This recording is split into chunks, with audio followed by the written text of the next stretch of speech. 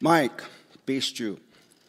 Good morning, young people. It's good to see you all here this day. As it was said, my name is Sespuch. My name means white belly in Ute. My great-great-grandpa had a big white birthmark on his tummy, and that was his Indian name. And I don't have that birthmark, but he did. And so that name comes down generation to generation. My Indian name is Ipage. I'm a Vietnam veteran. I'm 64, and I can still run a couple miles easily, still do a lot of things younger people can do, so I'm very happy with that. I'm told I'm going to be around for a long time, so I'm a storyteller. I tell my stories in film, play music, and do these kind of things. But it's all in telling stories. Everybody has a story. My name, Sespuch, comes from around Montrose. You all know where Montrose is over in Colorado? Our people pretty much occupied Colorado and Utah. And when the Spaniards came, they were the first non-Indians, came into Ute country around 1600. They called us Utah, Y-U-T-A. And it eventually became the name of the state here, Utah. So it's named after our Ute people. And when the Spaniards came, they brought with them the horse. We call it pretty much the same that they did, Cuba.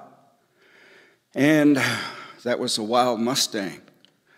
And the wild Mustang was very appropriate for this area, for the sagebrush and for us short Utes. For most of us, we're short, except our younger generation, they're pretty tall. And we were relocated out to the reservation where I live now, which is just over a couple of hills, over on the UNN-Ouray Ute Reservation. And we're the second largest reservation next to the Navajo Nation in the States. We occupy 3.5 million acres.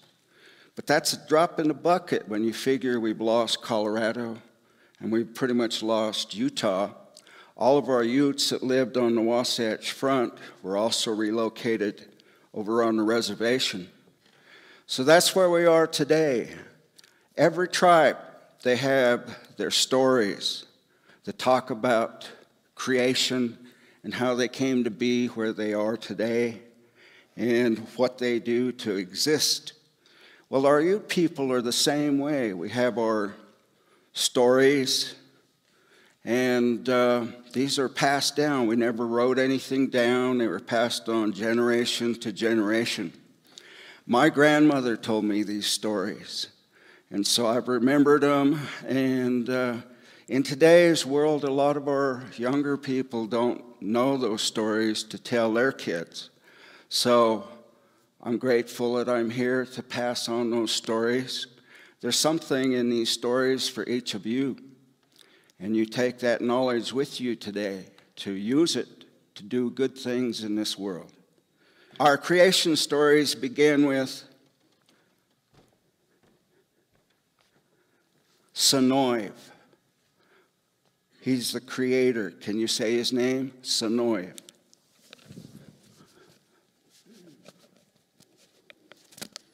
Sonoy is a creator, and in the beginning there was nothing.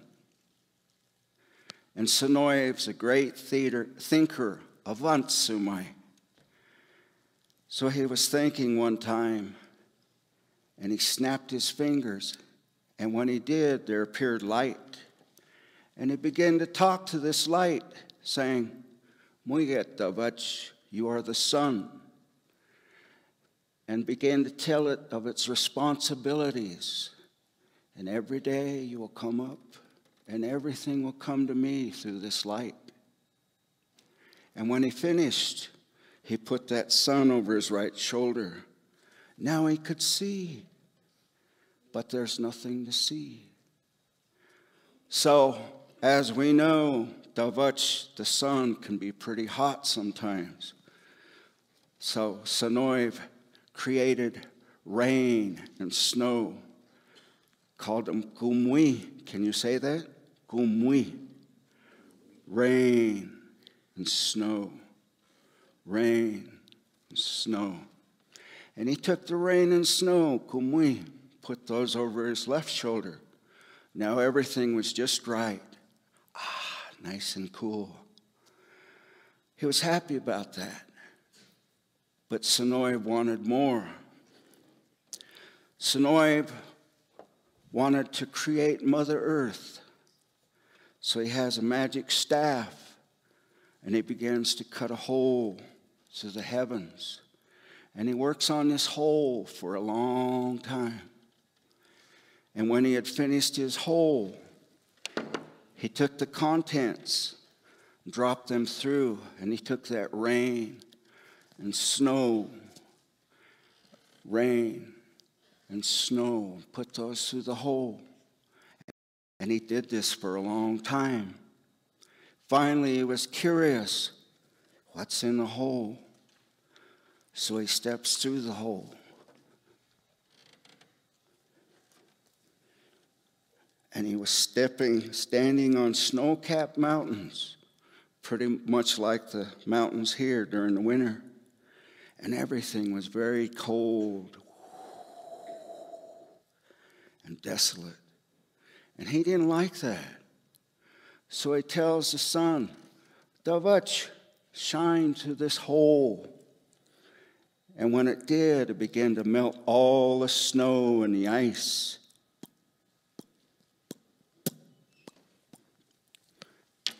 And they turned into rivers and streams and eventually flowed into the ocean.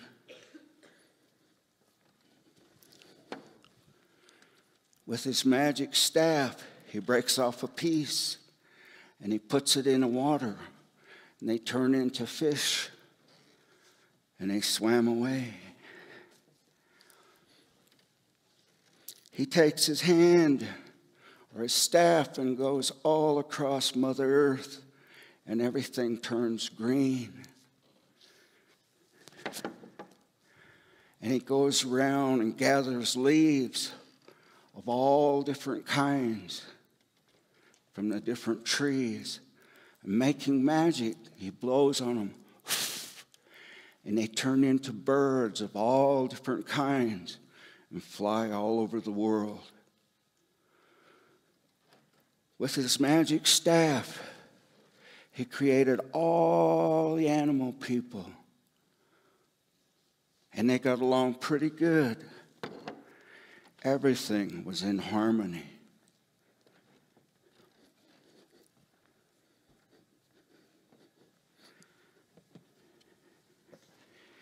Till he creates, come on, honey, Yakovich, coyote. Can you say its name? Yakovich. Louder, Yakovich. Yakovich is a trickster for many tribes. So Yakovich used to always create chaos and problems. So he'd go around to the animals and he'd say, hey, those other animals are talking bad about you. And the animals looked at the others. Hey, what are you saying about us? And he'd come over to the other animals and he'd say, hey, they're talking about you over there, and it's not good. And these animals said, hey, don't be talking about us. And all of a sudden, all the animals began to fight.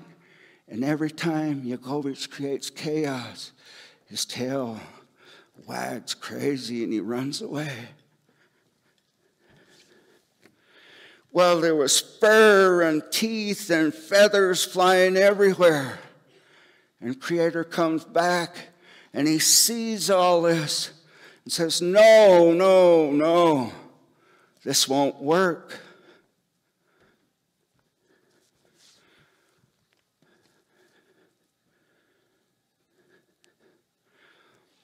So he creates Quiugit. Can you say his name? Quiugit.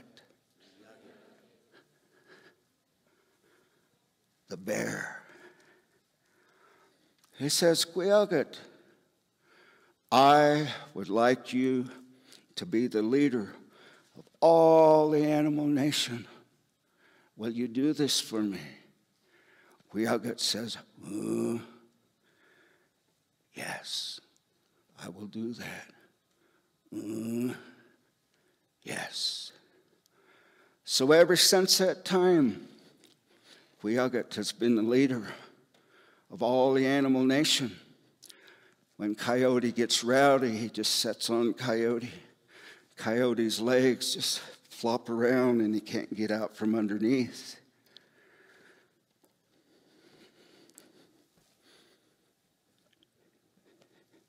How do you say its name? Quiugit.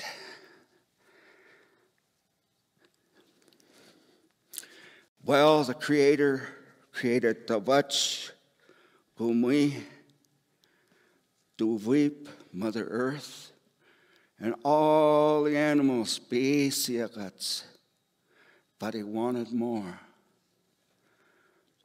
His intention was to create human beings. So he has a magic bag. And he begins to go around the earth, gathering twigs from all different trees. The black mambo, the Russian olive, the Chinese elm, and the cottonwood. And he puts them all in a bag. And he does this for a long time. And the Creator gets tired, Sonoy. Oh, pui, I'm tired. So he decides to go take a rest. And who do you think is watching all this time he's doing this? Yakovich. Yakovich is very curious. What's in the bag? What's in the bag? So he comes, takes a sniff, and the bag begins to move. And he hears all kinds of sounds coming from the bag. Now he's really curious. What's in the bag?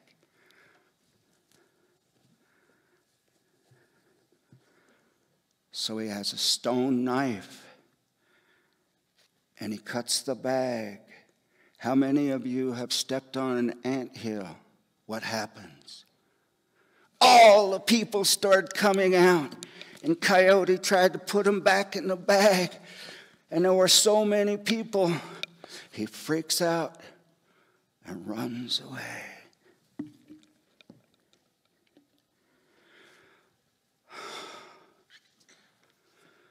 Well, Sonoy came back and seen his bag was empty. And he knew who had done what. He seen the hole in the bag. He was bummed. He reaches inside the bag. And there's only one more group of people. And it's the Ute people. And he says, Muiget, Davach, Muiget, Nuchu, you are Ute people. Muiget, Chichige, you are strong. And we'll be able to defeat all the rest. So I'm going to put you high over in the Rocky Mountains, high in the Uena Mountains, and high in these Wasatch Mountains. And that's how we became known as mountain people. Pretty cool, eh? Well, Creator was still bummed at Coyote. Coyote, Beke, come here. So Coyote came with his tail tucked between its legs. and knew Creator was upset. And he says, Yagovich, I had plans to put people equally all over the world, but because what you've done, now they fight over everything. So every night,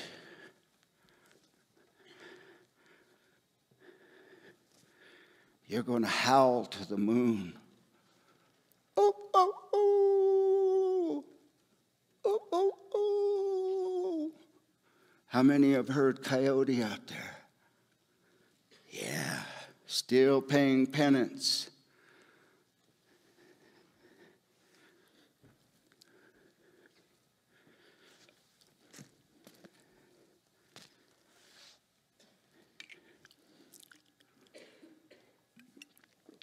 When Creator decides to make life, everything has a purpose.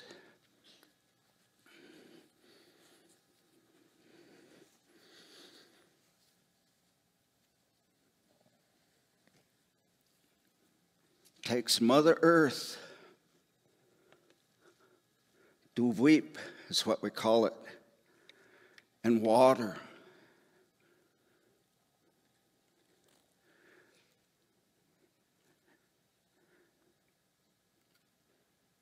Made mud pies.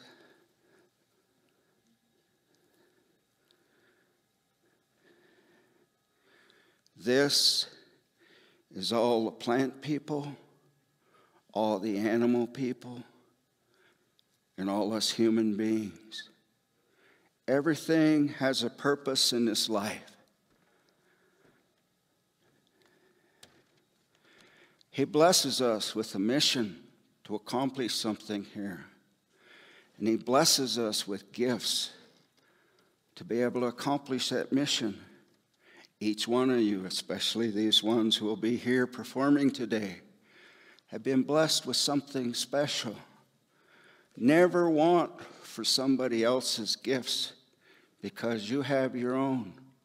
You already know what you do better than anybody else. That's your gift. Use it. Learn to use it. It'll take you anywhere you want to go. The last thing the Creator does is blesses us with part of our spirit, of its spirit. And Sonoiv is not only male, it's female and animal. So it blesses us with part of its spirit. And spirit moves with breath. When we take that first breath in this life, as babies, that spirit entered our body through this soft part of our skull. We call that a buwagat. And it's like a little AAA battery, weighs about the same amount. But it's what keeps our heart beating throughout our life. And hopefully we realize what those gifts are and we use them. Eventually, the day will come where that heart will stop beating. And that spirit will leave his body again to that buwagat and go back to the Creator, back to the circle of life where all energy comes from. Some call it heaven. And this body, we return that back to Mother Earth.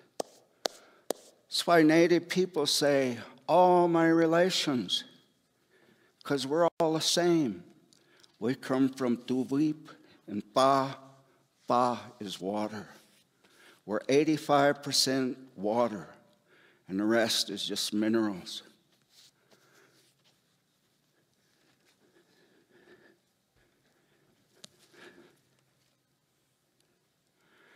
Sonoiv wanted a way to show us how we're all related. So he gave us this medicine wheel. This medicine wheel circle is the circle of life. This is where we all come from. These feathers represent all the animal nation, and the hoop is made out of red willow. And all nations of the world are in this circle. You have the yellow man to the east, the red man to the south, the black man to the west, and the white man to the north. All nations are here together. We call that nanama. Can you say that? Nanama. Together. And that's the way the Creator intended us to be. Nanama.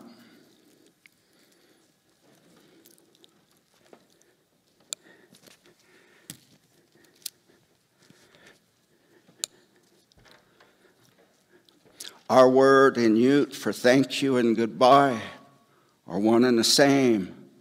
Daweak. Thank you.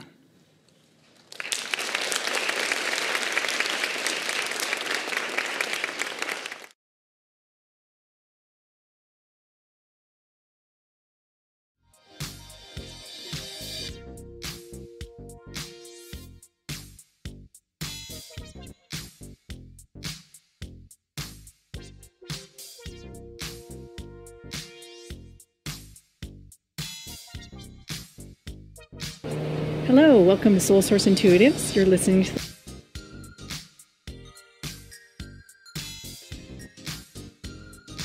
the Daily Vibe for Sunday, October 14th, and I am traveling again. I'm up in Washington State, just in all of this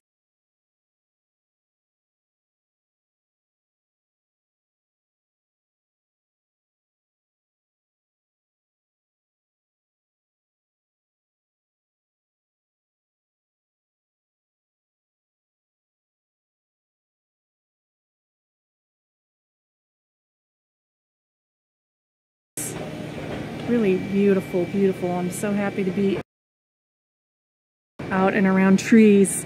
Coming out of Texas, we don't have trees like we do here in Washington, so I'm home visiting my family. And I didn't get a chance to get the readings done before I left, so this is for Sunday, October 14th. The vibrational energies on the planet for today and how we can best utilize the energy. And and of course it's all this beauty that's around me, and like I said, the trees are just really feeling expansiveness and awareness. And I feel like the last couple weeks, and especially moving into this week, I'm just feeling expansion and more expansion of the self as we become more and more aware of what is the inner truth for ourselves, and what is the truth in our soul. You know, a lot of times we talk about following our hearts. If you follow your heart,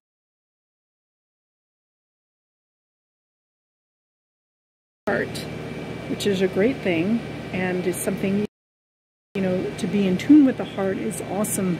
But when you follow the heart, you got to remember, following the heart can be messy, because following the heart isn't just following the love and the light and the flow and the ease, because what's in the heart is both the love, the light, the flow and the ease, and the shadow, the contraction, the fear, the wounds. So when you're following your heart, you don't always know if you're in your expansive, opening, flowing energy, or if maybe there's something coming in, some of the wounding that's influencing, you know, as desire meets wounding, you know, it creates a different energy that you follow. And why do you follow that? Because you're healing the wounding. So the awareness really is what is coming in around this energy. Just be aware of what, if you're following your heart, that you're following your heart. And also be aware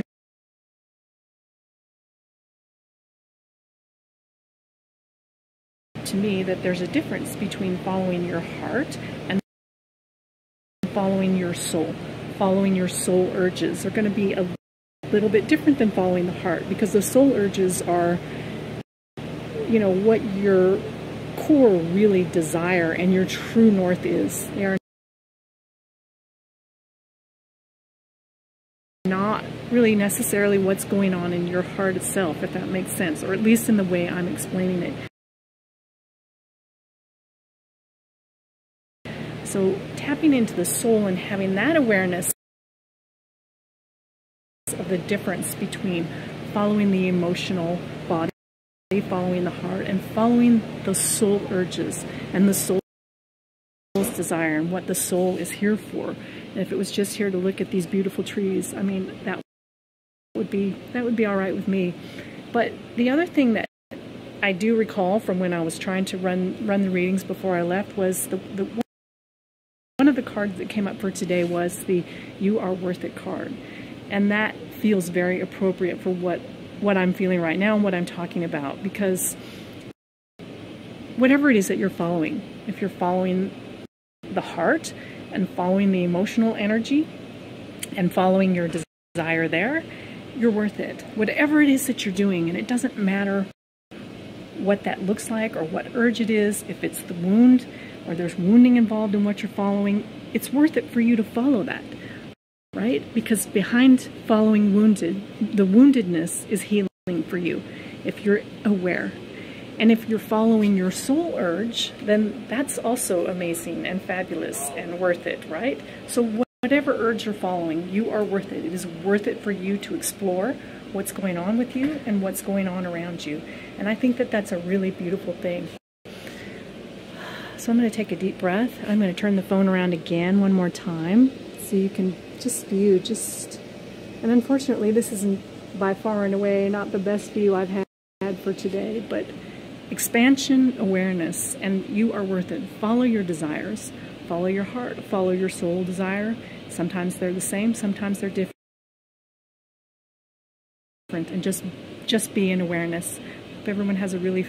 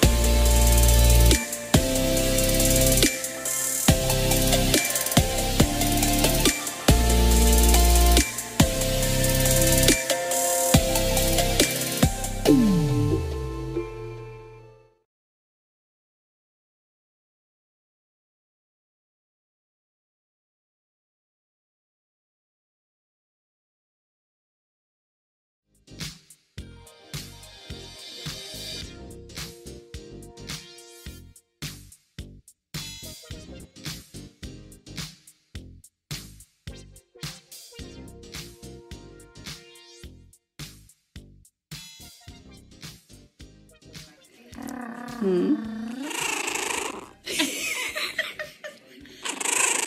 baby. Thank you. Oh, yes.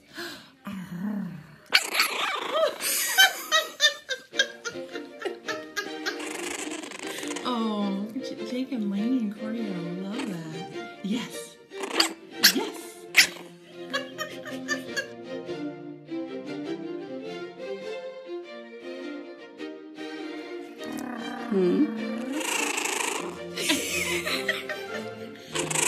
Hi, baby. Thank you. Oh, yes.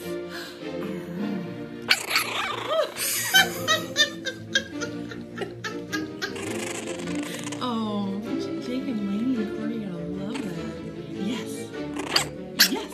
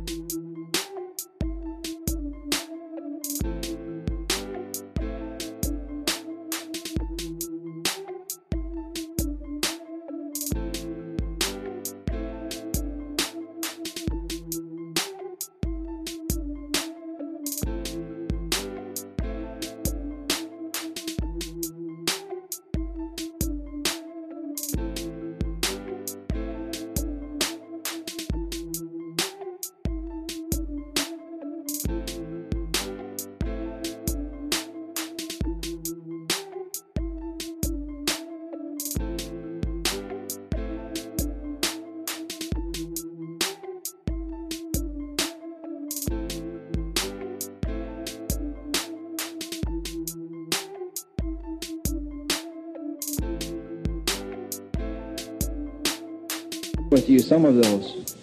You know, every day now on the TV, I hear what the elders talked about back then. Even just last night, there's a sign that's to come before the third shaking of the earth, which I'm going to get to. I'll explain what all these mean. Last night on the news, they were talking about it. We'll come up to that. They say at the beginning of each cycle of time, the Great Spirit comes down through a messenger. He makes a strong appearance upon the earth. And we are coming to an end of a cycle now. It's not the first cycle. There was a cycle of spirit. There was a cycle of the mineral, the rock. There was a cycle of the plant. And now we're in the cycle of the animal, coming to the end of that and beginning the cycle of the human being. When we get into the cycle of the human being, the highest and greatest powers that we have will be released to us and be released from that light or soul that we carry to the mind. But right now we're coming to the end of the animal cycle when we have investigated ourselves and learned what it is to be like an animal on this earth. And at the beginning of this cycle of time, long ago, the Great Spirit came down and he made an appearance. He gathered the peoples of the earth together, they say, on an island that is now beneath the water. And he said to the human beings, he said, I'm going to send you to 4 directions, and over time I'm going to change you to 4 colors. But I'm going to give you some teachings, and you will call these the original teachings. And when you come back together with each other, you will share these so that you can live and have peace on earth, and a great civilization will come about. And he said, during this cycle of time, I'm going to give each of you 2 stone tablets. And he said, when I give you those stone tablets, don't cast them upon the ground. Because if any of the brothers and sisters of the 4 directions and the 4 colors cast their stone tablets on the ground, not only will human beings have a hard time, but almost the earth itself will die. And so he gave us each a responsibility, and we call that the guardianship. And to the Indian people, the red people, he gave the guardianship of the earth. And we were to learn during this cycle of time the teachings of the earth, and the plants that grow from the earth, and the foods that you can eat, and the herbs that are healing. So that when we came back together with the other brothers and sisters, we could share this knowledge with them, because something good was to happen on the earth. And to the south, he gave the yellow race of people the guardianship of the wind, and they were to learn about the sky and breathing, and how to take that within ourselves for spiritual advancement. And they were to share that with us in this time. And to the west, where there's blackness of night, he gave the black race of people the guardianship of the water, and they were to learn the teachings of the water, which is the chief of the elements. It is the most humble and also the most powerful. When I went to the University of Washington and learned that it was a black man that invented blood plasma, it didn't surprise me, because blood is water. And the elders already told me that black people would bring the teachings of water to humanity. And to the north, where there's white snow on this continent, he gave the white race of people the guardianship of the fire. And if you look at the center of many of the things they do, you will find the fire in this light bulb. They say that is a white man's fire. If you look at the center of a car, you will find a spark. If you look at the center of the airplane, the train, you will find the fire. And the fire moves, also consumes. This is why it was the white brothers and sisters that began to move upon the face of the earth and reunite us as a human family, because they had the guardianship of the fire. This was their responsibility. And so a long time passed, and the Great Spirit gave each of the 4 races 2 stone tablets. Ours are kept at the Hopi Reservation in Arizona, at Four Corners area on 3rd Mesa. I've talked to people from the black race of people. Their stone tablets are at the foot of Mount Kenya. They are kept by the Kikuyu tribe.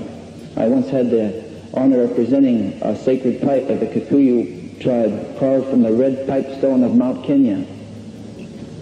One time I was at an Indian spiritual gathering about 15 years ago, and a medicine man from South Dakota put a beaded medicine wheel in the middle of the gathering, and it had the 4 colors and the 4 directions. And he asked the people, where is this from? And they said, oh, probably Montana, South Dakota, maybe Saskatchewan. He said, this is from Kenya. It was beaded just like ours, same colors. The stone tablets of the yellow race of people are kept by the Tibetans in Tibet. And the guardians of the traditions of the people of Europe are the Swiss. In Switzerland, they still have the mask day when each family brings out its mask. They still know the colors of their families. They still know their symbols, some of them. I went to school with some people at the University of Washington from Switzerland, and they shared this with me. Each of these 4 keepers happen to be people that live in the mountains. If you went straight through the Hopi reservation to the other side of the world, you would come out in Tibet. The Tibetan word for sun is the Hopi word for moon, and the Hopi word for moon is the Tibetan word for sun, because they're on the opposite sides of the world.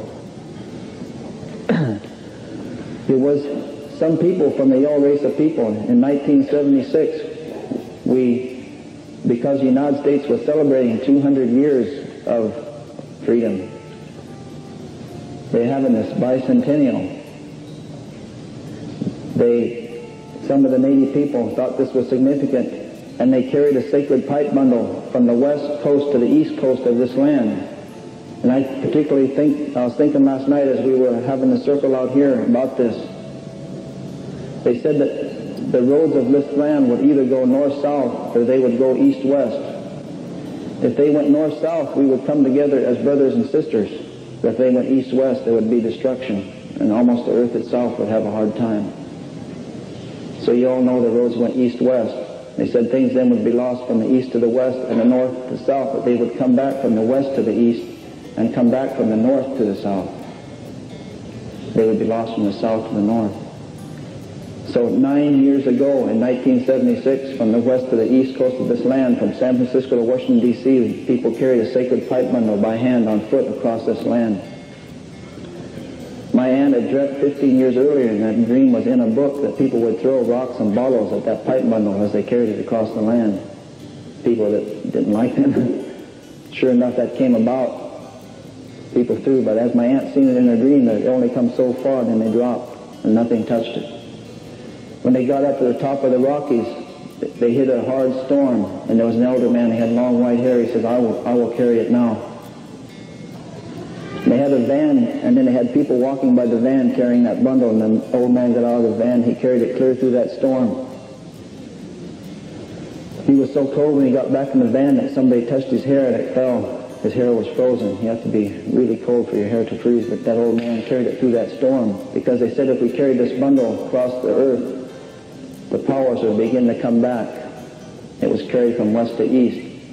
They said a spiritual fire would be lit in the north, and it would come down the northwest coast of this land, and when it gets to Puget Sound, it will go inland. I think this 9 years later is the gathering in the north myself. That's why I came here. This is it. We have the capacity to start the spiritual fire now here. The old people long ago seen it and foretold it, and I'm going to come to that.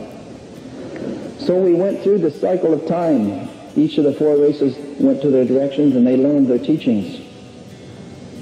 It was in Newsweek magazine not too long ago that 8 out of 10 foods that people eat, and it was indicated on the stone tablets that the Hopis had, that the first brothers and sisters that would come back to them would come as turtles across the land. They would be human beings, but they would come as turtles. So when the time came close, the Hopis built a special village to welcome the turtles that would come across the land, and they got up in the morning and looked out at sunrise, and they looked out across the desert and they saw the Spanish conquistadors coming covered in armor like turtles across the land. So this was them. So they went out to the Spanish man and they extended their hand, hoping for the handshake, but into the hand the Spanish man dropped a trinket.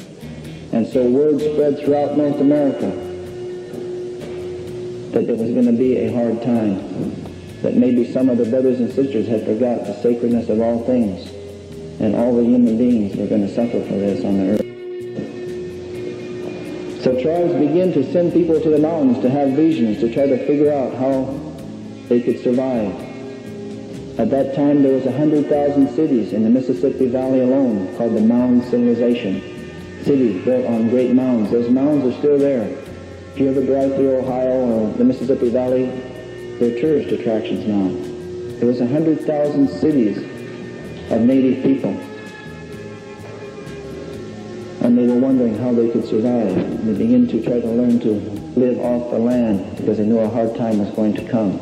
They began to send people to have visions to see how we could survive this time. People came on the East Coast and they went across this land to the east, and we were told in the prophecies that we should try to remind all the people that would come here of the sacredness of all things. And if we could do that, there would be peace on earth. But if we did not do that, when the roads went clear from east to west, and when the other races or colors of the earth had walked clear across this land, if by that time we had not come together as a human family, the Great Spirit would grab the earth with his hand and shake it. And so if you read the treaty negotiations from Red Jacket of the Six Nations on the east coast of this land, clear to Chief Joseph and Chief Seattle on the west coast of this land, they all said the same thing. Chief Joseph said, I accord you the right and I hope that you accord me the right to live in this land. We always were trying to live together. But instead of living together, you all know there was separation, there was segregation. They separated the races, they separated the Indians, and they separated the blacks. In the state of Washington, it was against the law for an Asian to marry a white person. Up until not too long ago, there was separation. So when they got to the west coast of this land, the elders that were aware of many of these prophecies, and I should say that I know that every one of you from your tribal backgrounds have your own prophecies, and I'm probably not the most deserving person to be speaking, and there is going to be a time, I think, on the agenda for other people to share, and I hope that you open up and do share. When they got to the west coast of this land, they said they would then begin to build a black ribbon, and on this black ribbon they would move a bug. And when you begin to see this bug moving on the land, that was a sign for the first shaking of the earth. And this first shaking of the earth would be so violent that this bug would be shaken off the earth into the air, and it would begin to move and fly in the air. And by the end of this shaking, this bug would be in the air around the world. And behind it would be a trail of dirt. And eventually, the whole sky of the entire earth would become dirty from these trails of dirt. And this would cause many diseases that would get more and more complicated. So the bug moving on the land, of course, it's easy to see now. In 1908, the Model T Ford was mass-produced for the first time. So the elders knew the first shaking of the earth was about to come about. That's the First World War. In the First World War, the airplane came into wide usage for the first time. That was the bug moving into the sky. And so then they knew that something very important would happen. There would be an attempt to make peace on earth on the west coast of this land, and so the elders began to watch for this. And they began to hear that there was going to be a League of Nations in San Francisco. So the elders gathered in Arizona around 1920 or so, and they wrote a letter to Woodrow Wilson, and they asked if Indian people could be included in the League of Nations. At that time, the United States Supreme Court had held that a reservation is a separate and semi-sovereign nation, not a part of the United States, but protected by it. And this was a concern because people didn't want the reservations to become more and more separate. They didn't want them to be considered nations. So they did not write back, and the native people were left out of the League of Nations. So that circle was incomplete. In the League of Nations circle, there was the southern door, the yellow people. There was the western door, the black people. There was the northern door, the white people. But the eastern door was not attended. And the elders knew that peace would not come on earth until the circle of humanity is complete. Until all the four colors sit in the circle and share their teachings, then peace will come on earth. So they knew things would happen. Things would speed up a little bit. There would be a cobweb built around the earth, and people would talk across this cobweb. When this talking cobweb, the telephone, was built around the earth, a sign of life would appear in the east, but it would tilt and bring death. It would come with the sun. But the sun itself would rise one day, not in the east, but in the west. So the elders said, when you see the sun rising in the west, and you see the sign of life reversed and tilted in the east, you know that the great death is to come upon the earth. And now the Great Spirit will grab the earth again with his hand and shake it. And this shaking will be worse than the first. So the sign of life reversed and tilted, they called that the swastika. And the sun rising in the west was the rising sun of Japan. These two symbols are carved in stone in Arizona. When the elders seen these two flags, these were the signs that the earth was to be shaken again. And the worst misuse of the guardianship of fire is called the gourd of ashes. They said a gourd of ashes will fall from the air. It will make the people like blades of grass in a prairie fire, and things will not grow for many seasons. I saw on TV not too long ago, they were talking about the atomic bomb, the gourd of ashes. They said it was the best kept secret in the history of the United States. The elders wanted to speak about it in 1920 at the League of Nations. They would have spoken of it and foretold its coming if they could have entered into the League of Nations. The elders tried to contact President Roosevelt and ask him not to use the gourd of ashes because it would have great effects upon the earth and eventually cause an even greater destruction in the third shaking of the earth, the Third World War. But I'll get to that in a few minutes. So they knew that after the second shaking of the earth and they saw the gourd of ashes fall from the sky, they knew then they would be trying to make peace on the other side of this land. And because the peace attempt on the west coast had failed, they would build a special house on the east coast of this Turtle Island, North America.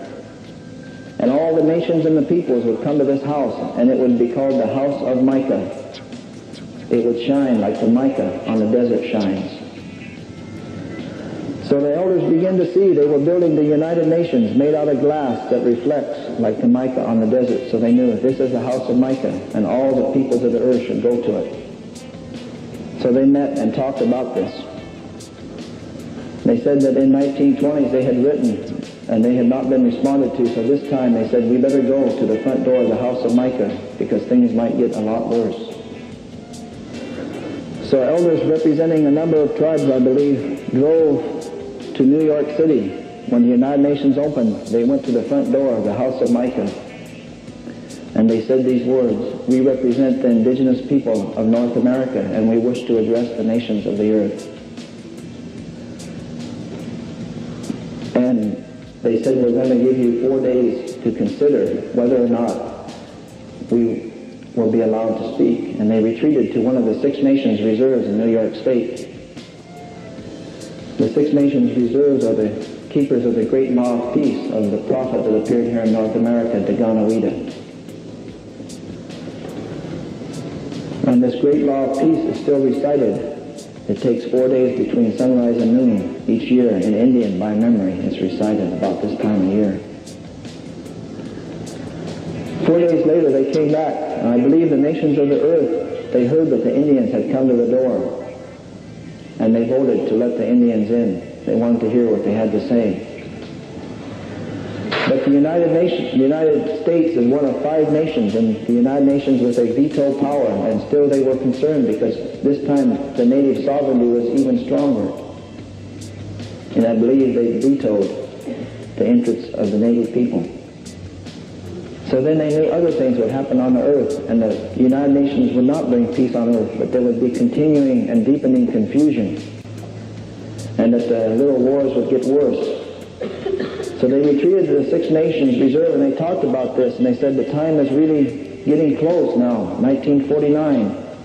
They said we're going to divide the United States into 4 sections, and each year we're going to have a gathering, and we're going to call these the White Roots of Peace gatherings.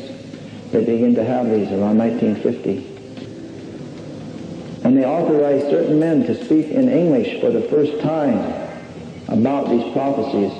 One that I used to listen to many times over and over was Thomas Benyaka. He was a Hopi. He is a Hopi man. I believe he's still living.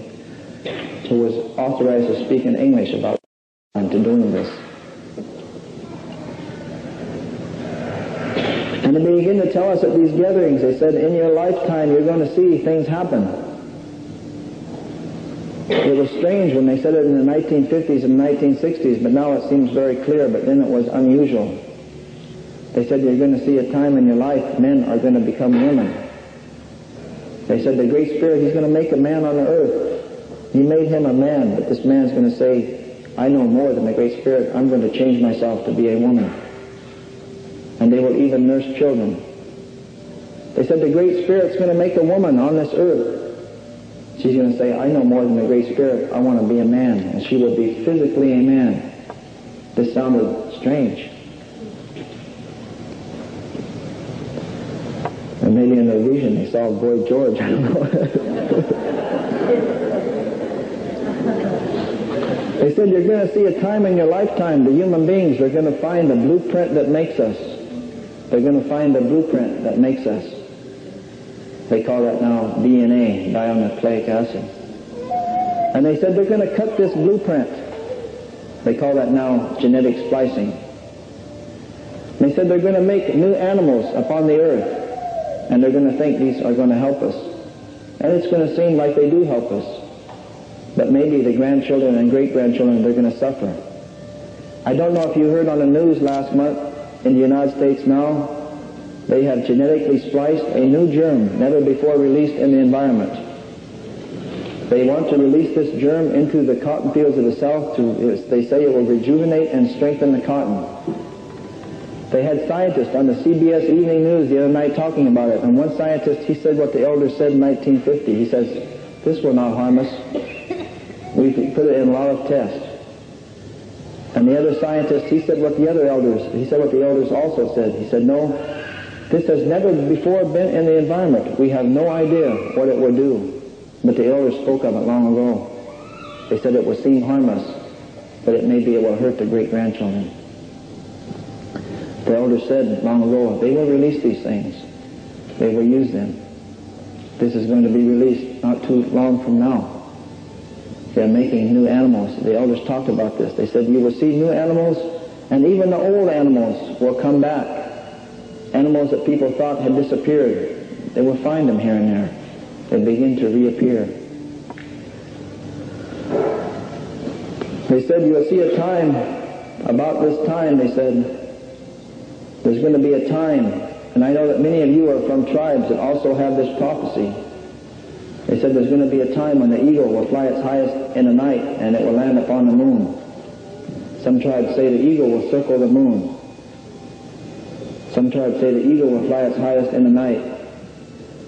And at that time, they say, many of the native people will be sleeping, which symbolically means they have lost their teachings. Or some tribes say it will be as if they're frozen. They've been through the long winter. But they say when the eagle flies its highest in the night, that will be the first light of a new day. That will be the first thawing of spring. Of course, at the first light of a new day, if you stayed up all night, you notice it's really dark. And the first light, you want to see it, but you can't. It sneaks up on you. You want to see it change, but it was dark, and then pretty soon it's getting light before you know it. We're at that time now. The eagle has landed on the moon, 1969. When that spaceship landed, they sent back the message, the eagle has landed. Traditional native people from clear up in the Inuit that have shared with us, they had this prophecy clear down to the Quechuas in South America who have shared with us, they have this prophecy. When they heard those first words, the eagle has landed, they knew that was the start of a new time and a new power for native people. There is absolutely nothing strong before us now. We may do anything we wish. In 1776, when the United States government printed the dollar in one claw, if you've ever noticed, there's an olive branch in this claw. They said that represented peace. The Indian elders shared with me in South Dakota, where Kevin's from, that then that represents the enslavement of black people.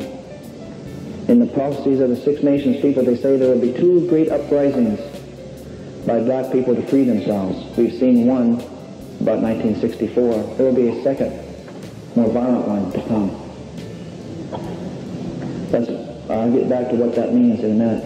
In the other claw is 13 arrows. The founding fathers of the United States said that represents the 13 states.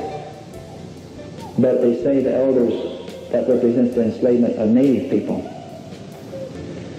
When the eagle landed on the moon, they decided to print a special silver dollar to commemorate that.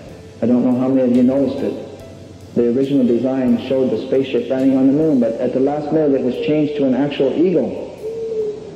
And in the eagle's claws is the olive branch, but the arrows are gone. And the elder said, that's our prophecy. We have been released. There was one more uprising coming for the black race of people, and then they will be released. And this is also going to have an effect on native people, a good effect. And there's a whole other set of prophecies from the Iroquois people about that I won't have time to go into this morning. But we're in that time now. We're between the first light of a new day and the sunrise. The sunrise is about to come. When it comes up, everyone is going to see it. But you know how it is in the village. There's a few people that get up early, and there's some that sleep till noon. I'm probably one of those that sleeps till noon. And he said when that eagle lands on the moon, the powers will begin to come back to us. And you know, as an alcoholic person, I feel that one of our greatest diseases is alcoholism. And within 7 days of the time the eagle landed on the moon, the first native alcoholism program was started on an Apache reservation in Arizona. Within 7 days of the time the Eagle landed on the moon, the Freedom of Indian Religion Act was introduced into the United States Congress. Eventually it was passed in November, in 1978. It was signed by President Carter. I believe it was November 10th. Making the song that Kevin sang legal to sing in every state of the United States. It was punishable at one time to go to jail for 10 years and or a $10,000 fine for singing a song or doing a sweat.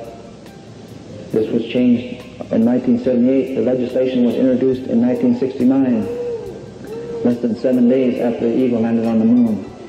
These are the physical manifestations of the spiritual prophecies that we have. So he said at this time you're going to see things will speed up. The people on the earth will move faster and faster. Grandchildren will not have time for grandparents. Parents will not have time for children. It will seem like time is going faster and faster, and the elders advise us, as things speed up, you yourself should slow down. The faster things go, the slower you go. Because there's going to come a time when the earth is going to be shaken a third time. The Great Spirit has been shaking the earth 2 times, the First and Second World Wars, to remind us that we are a human family, to remind us that we should have greeted each other as brothers and sisters. We had a chance after each shaking to come together in a circle that would have brought peace on earth. But we missed that. Last night they were talking on the news about the sign for the third shaking of the earth. I heard it sitting in the airport after I missed my plane. They said they're going to build what the elders called the house in the sky. In the 1950s they talked about this. They will build a house and throw it into the sky. When you see people living in the sky on a permanent basis, you will know the Great Spirit is about to grab the earth. This time not with one hand, but with both hands. Many of you, in any background, may have heard the spirits will warn you twice, but the third time you stand alone. We've had 2 warnings, the first 2 world wars, but now we'll stand alone in the third one. As it says in the Baha'i writings, there will be no one protected. When this house is in the sky, the Great Spirit's going to shake the earth a third time, and whoever dropped that gourd of ashes upon them, it's going to drop. They say at that time there will be villages in this land so great that when you stand in these villages, you will not be able to see out. And in the prophecies, these were called villages of stone, or prairies of stone. And they said the stone will go up from the ground and you'll not be able to see beyond the village. And at the center of each and every one of these villages, there will be native people, and they will walk as hollow shells upon a prairie of stone.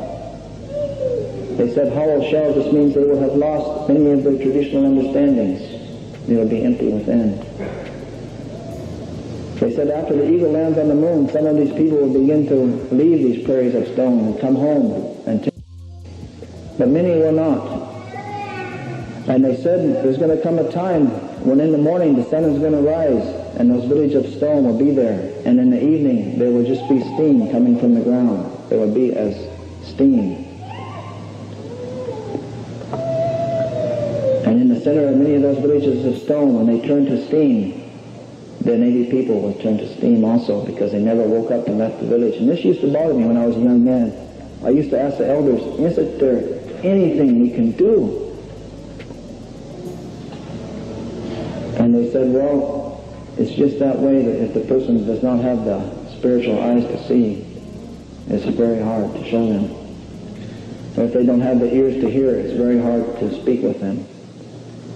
We wish that we could go get them all, but we can't. It's just that some are not going to wake up.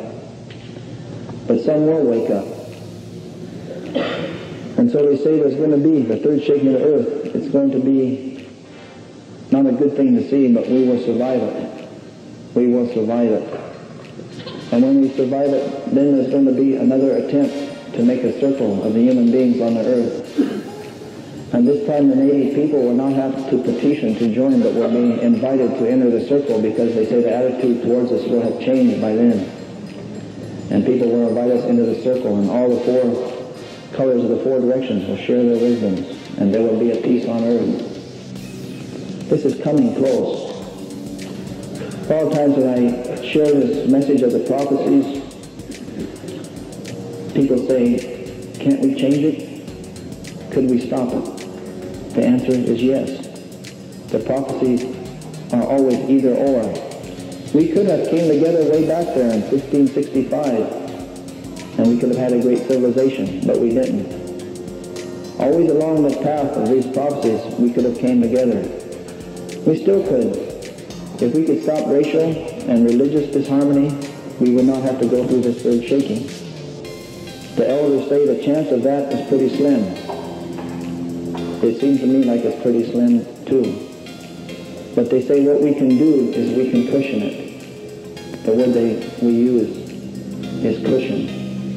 We can cushion it, so it won't be quite as bad. How do we do this?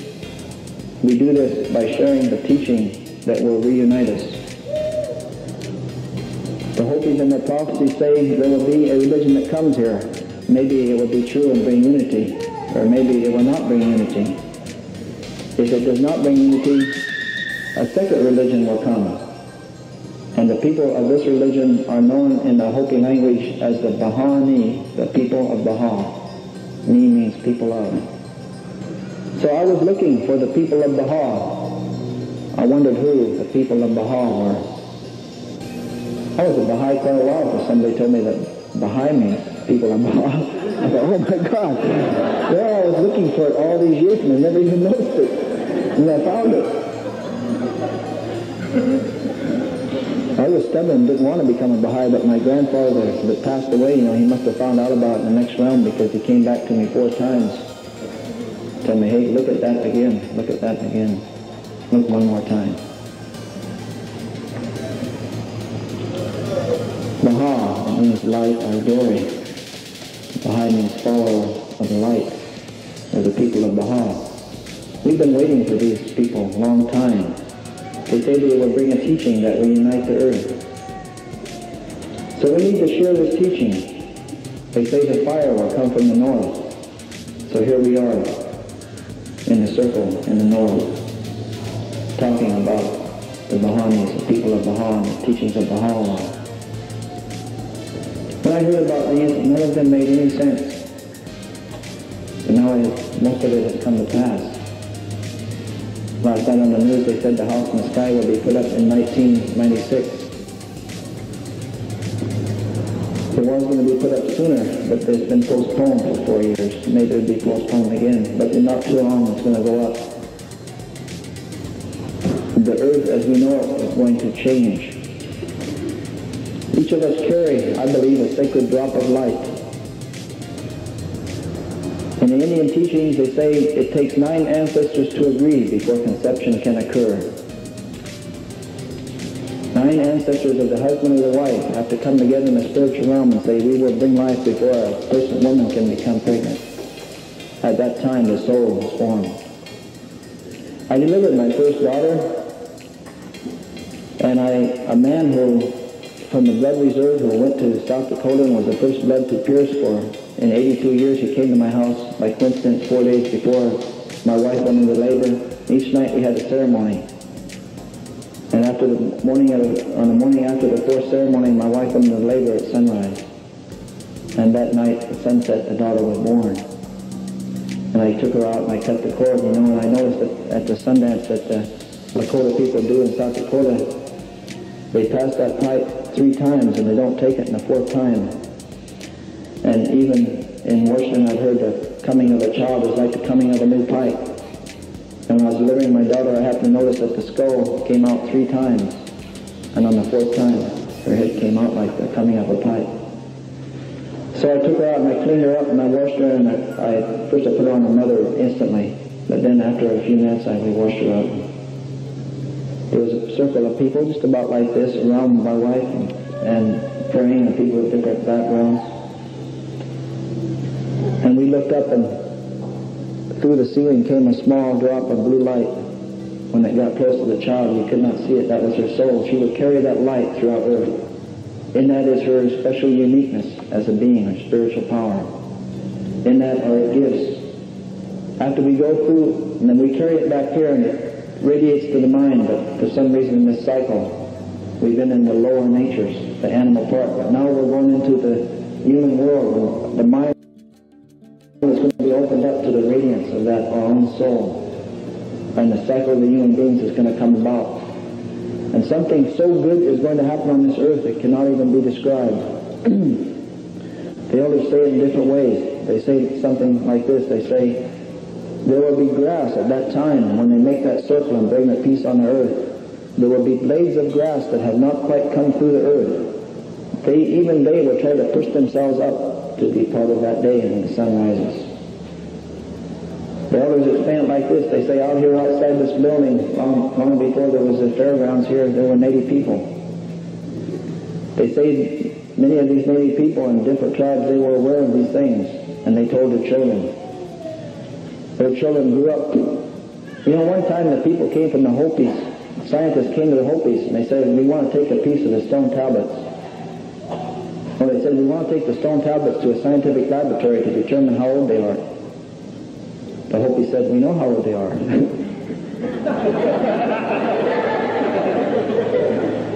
Well, the scientist says, we want to confirm it. Well, the Hopis let them take a little piece, and they did that, the carbon dating method. They found these tablets were at least 10,000 years old, maybe 50.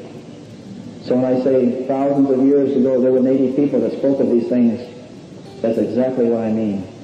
They told their children. And thousands of years ago their children grew up and told their children. And then their children grew up and told their children. And they spoke about the people that would live at this time, and now it is us. We are the ones they spoke of long ago.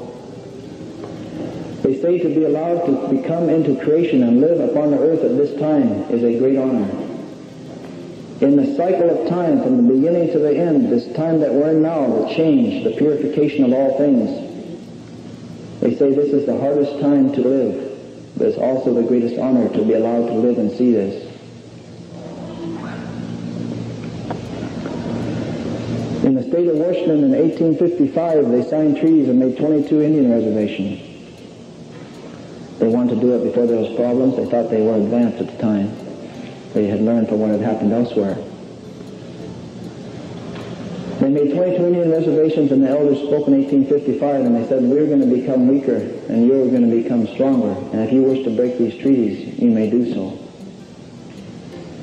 They said that, but there's going to come a time when the earth itself will rise up and purify itself, and this will be announced. It will be announced by the speaking of one of 16 great ones on the west coast of this land. And when the first of the 16 great ones speaks, the purification will have begun. It was a little over 5 years ago when Mount St. Helens, one of the 16 great volcanoes on the west coast of this land, spoke. The Seattle Times did a special interest story. They went over to Watson Totus and Woodrow Bill's son that made this flute that I brought here today, my good brother Randolph Bill. They asked Watson Totus and Woodrow Bill as spiritual people of the Yakima Nation, what does this mean? What they said was so profound that they didn't put it on page 16, they put it on the front page of the Seattle Times. They said this means that the races and nations of the earth should slow down and come together and talk to each other. That's exactly what it meant. And we had 4 years and 4 days to do that. 4 years and 4 days later, Mount St. Helens were off a second time. That was last spring, just about this time. That was our grace period. We could have still done something really good, but now things are going to speed up.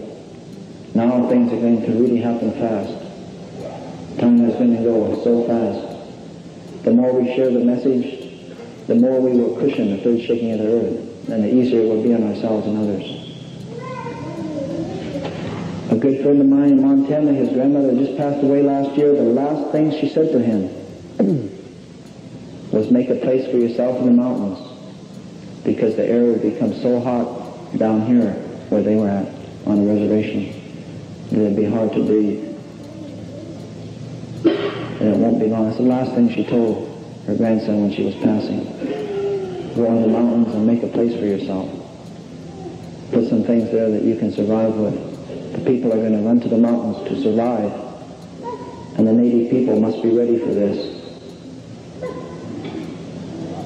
And I know Eugene is going to speak, and I'm only going to speak a little bit longer. He said something that profoundly affected me several years ago at the last gathering about how important it is for Native people to get ready, because it's not going to be long. And they're going to turn to Native people, and they're going to turn to the local spiritual assemblies. I know there's a lot of local spiritual assemblies that don't meet, and they think, well, we don't really have that much business, but it's not going to be long. The earth is going to turn to you.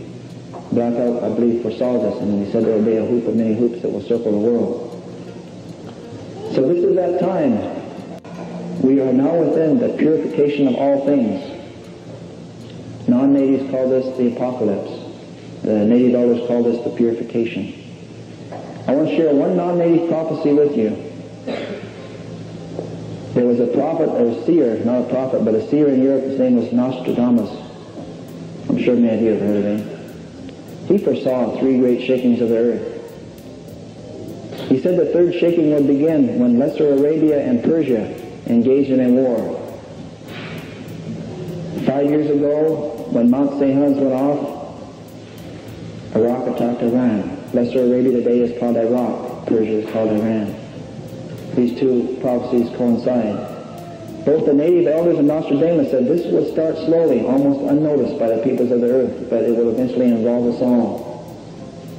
Eventually the gourds of ashes will fall from the sky so much that the river that runs through the center of this turtle island, the Mississippi River, will boil from the heat of the gourds of ashes that will fall on this land.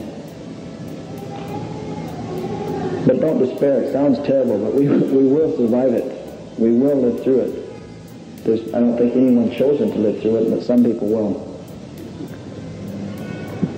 So, in closing, I would like to call on each and every person, regardless of who you are, young or old, native or non-native, to arise now and to awake, to embrace this time, to learn everything you can about the teachings and the writings, to arise and awake and go forth. All the peoples of the earth. You're going to find them. Peoples everywhere are now receptive to the message. This year is the year when that is really going to start, I believe, myself. Arise and awake. That's a phrase from the Dhammapada of Buddha. It is time to arise and awake, and go forth and teach. Walk the road. We call it the good red road, the road that runs north to south. Things will be lost from south to north, but come back from north to south. There's people out there waiting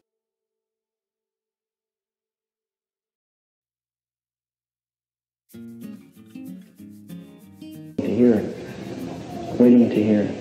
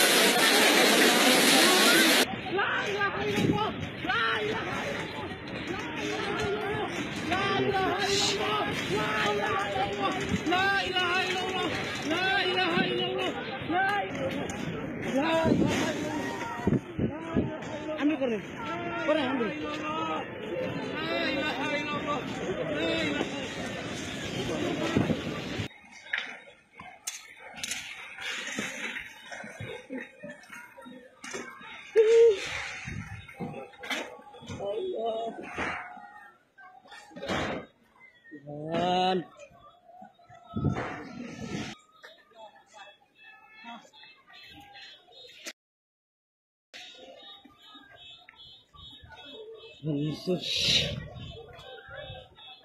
terjadi.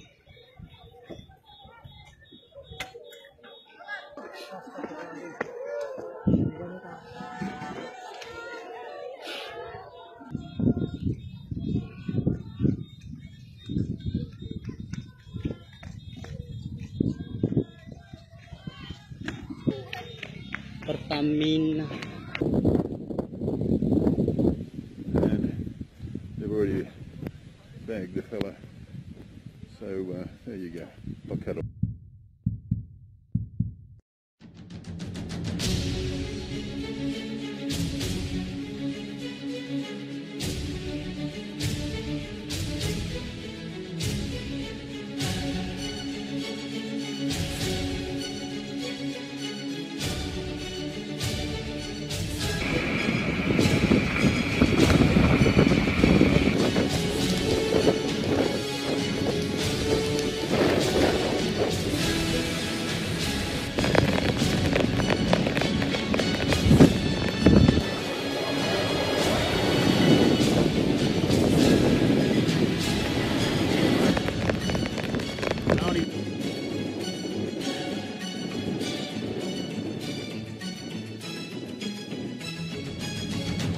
Ich träume und die Welt erzittert.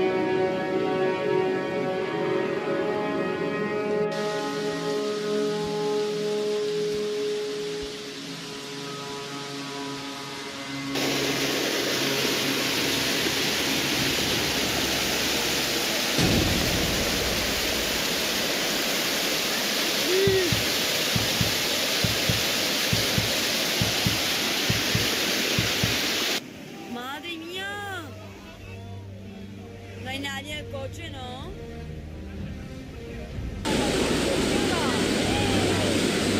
Es mío, ¿no? Ala. Lo está llevando, mira, lo está siguiendo.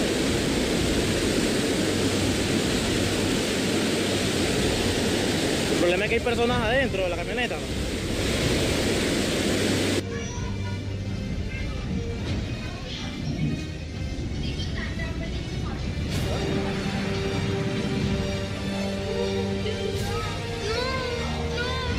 Uno los movió metros adelante, otros los volteó, los carros más compactos.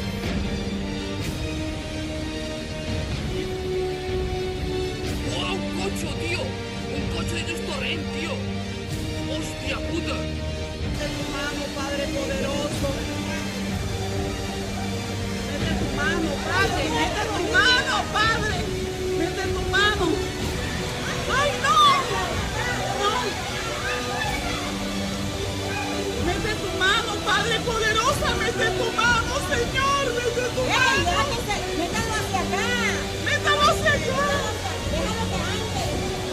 Mete tu mano, Señor. Mete tu mano. ¡No! Sáquenlo, sáquenlo, sáquenlo, por favor, sáquenlo que se va a ahogar, sáquenlo, sáquenlo, por favor, sáquenlo.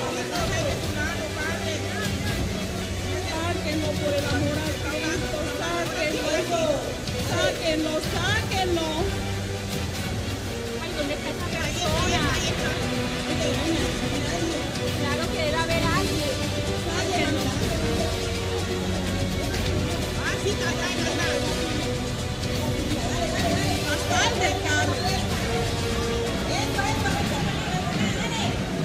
Se lo va a llevar, niña.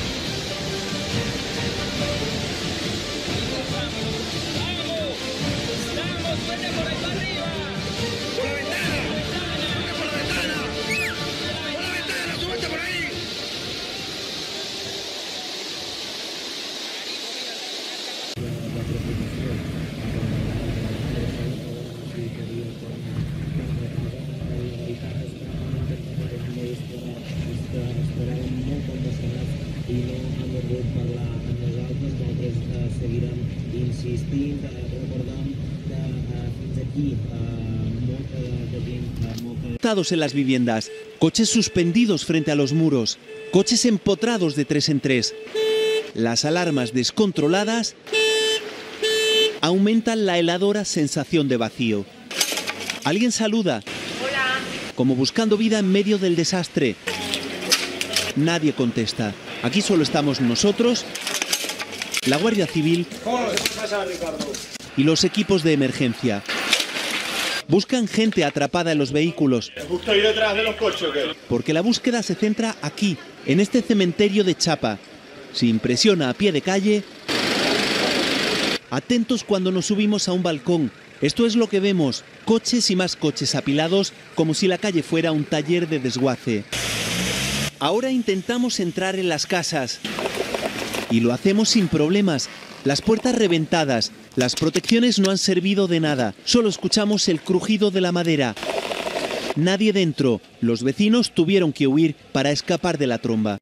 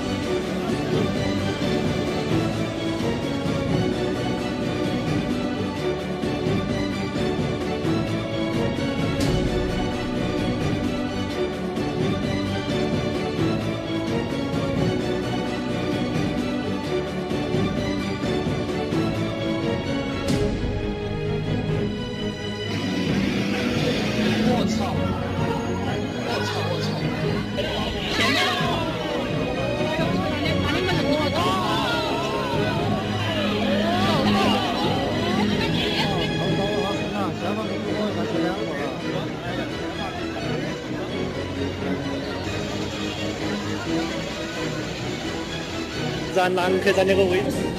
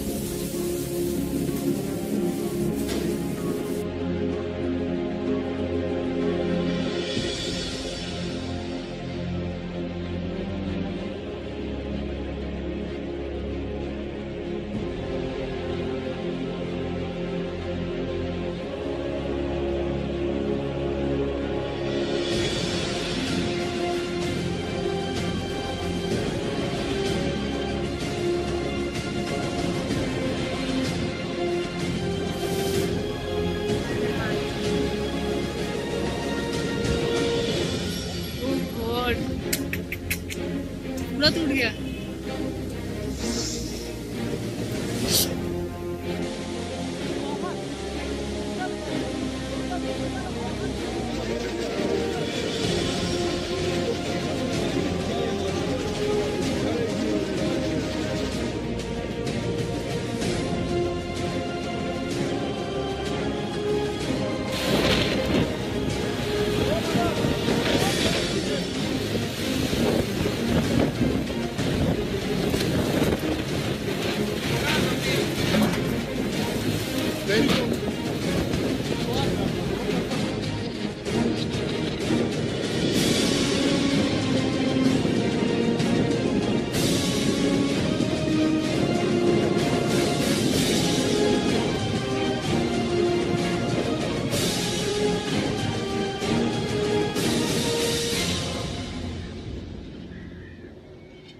Muchísimos bajos comerciales como esa farmacia, algunos viandantes, el agua les ha llegado a la rodilla. La lluvia ha caído con tal fuerza entre las 9 y las 10 de la mañana que ha colapsado la ciudad. Las goteras del metro, ya lo ven, han provocado cortes en varias líneas. De distintos puntos. Fueron 5 minutos de lluvia torrencial, pero con esta fuerza. El agua entraba así en locales, miren esta farmacia, en garajes y sótanos, colegios con las clases interrumpidas y en el metro 3 líneas afectadas, vías cortadas y accesos imposibles. Se han levantado hasta el camino.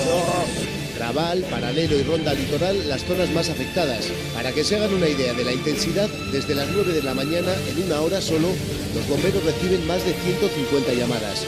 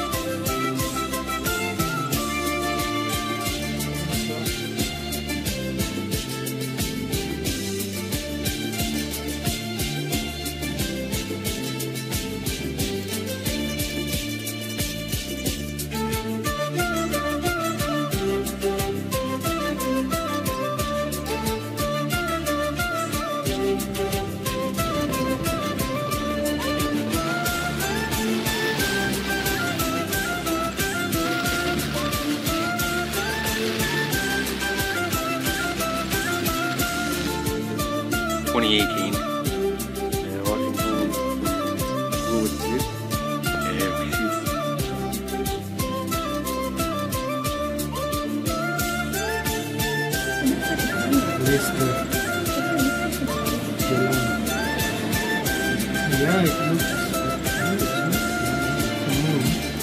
It's the moon. The big one. yeah, because yesterday was Punam, Punamila. Oh, so that big. It's not cloud anymore. It's the moon.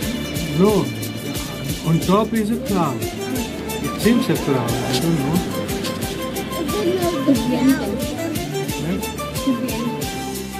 Of course, my battery's getting low, and now there's only a few seconds left. It is very odd, I have to say, because there's nothing else in the sky except that, which makes me wonder what is causing that cloud right there. It's almost like there's something there. Well, that's true. This is right over Chattanooga. We're at the Lookout Mountain Flight Park. It is very odd, but unique.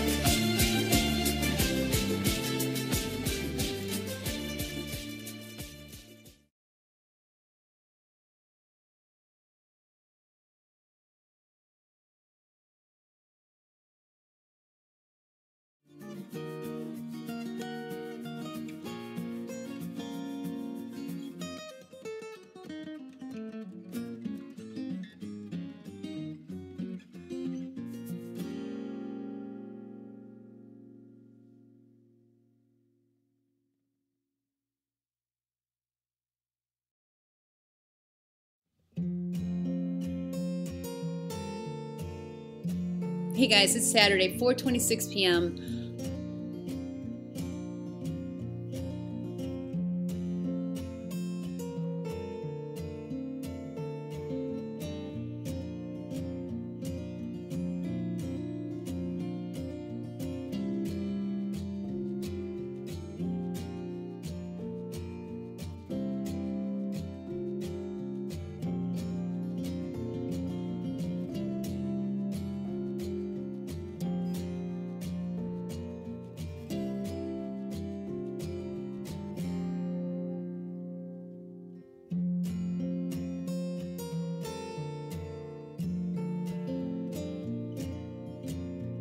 Now at Menards, save big money on your next project with 11% off everything.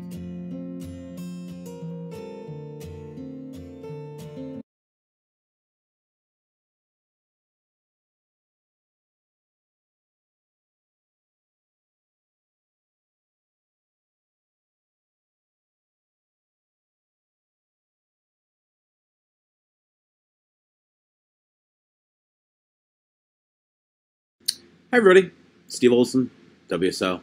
Been watching this camera for about a week because obviously there's a orb sitting right there. I'm going to show you a couple clips of different days. This is from the 5th, and just been keeping a real close eye on it, and it's very interesting. So that's a kind of a full-on view of it. Almost looks like it's got a continent on it. Very, very strange, right?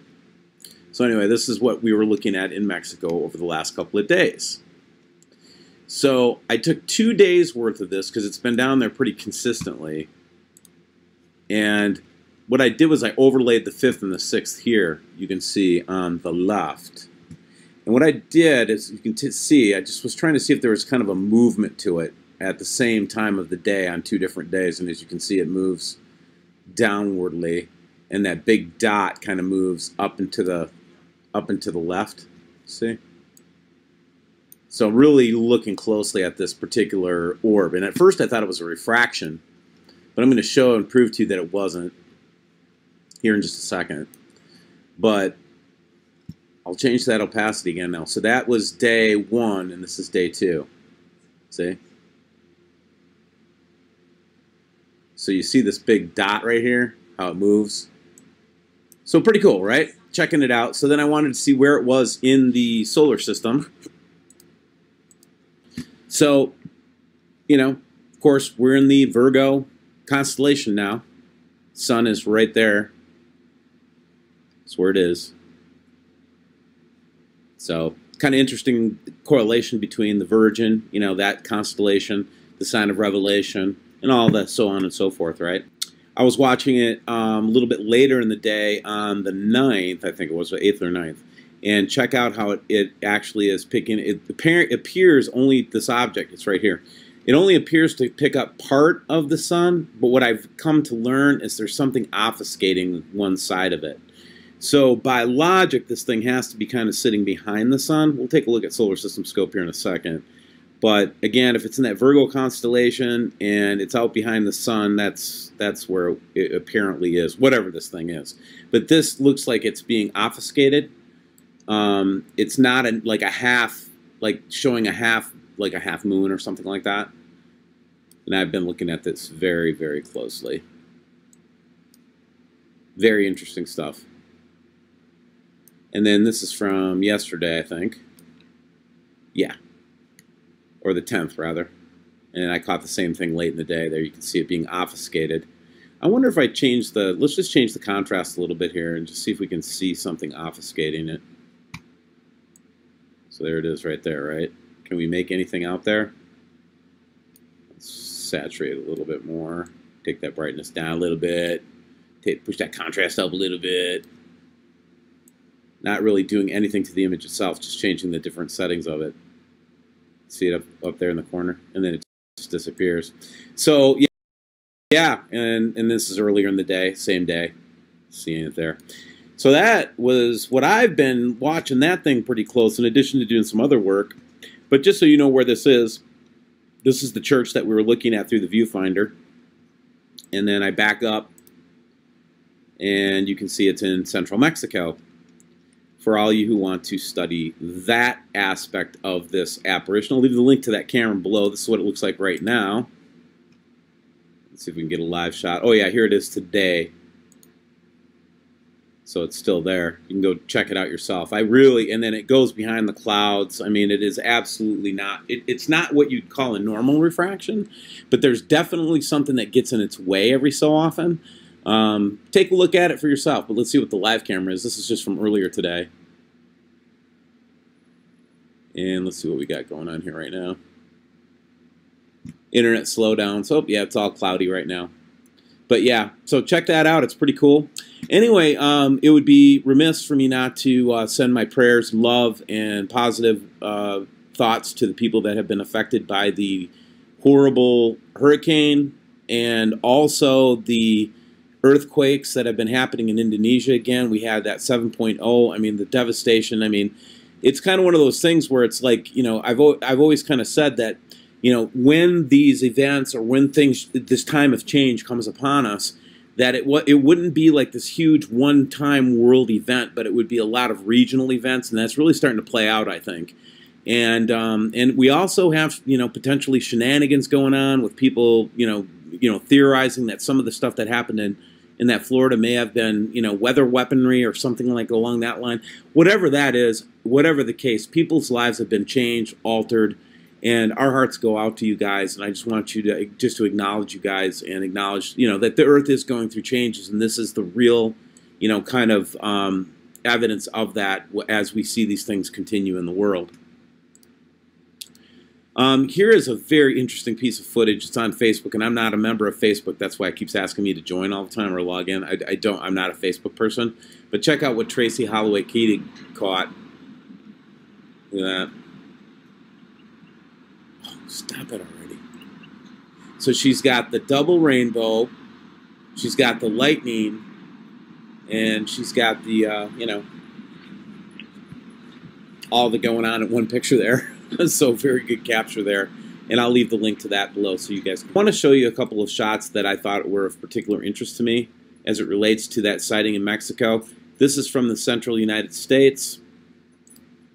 This is pictures from Milwaukee. And I would expect the orientation of this orb to be, you know, different depending on the delineation of the Earth that you're at. So if you're, the more south you go down in Mexico, I'd expect it to go, I guess, go down. So this is from Kenny G in Milwaukee, again, doing that great work. And this is also over that same time period we were seeing that orb in Mexico. and still see.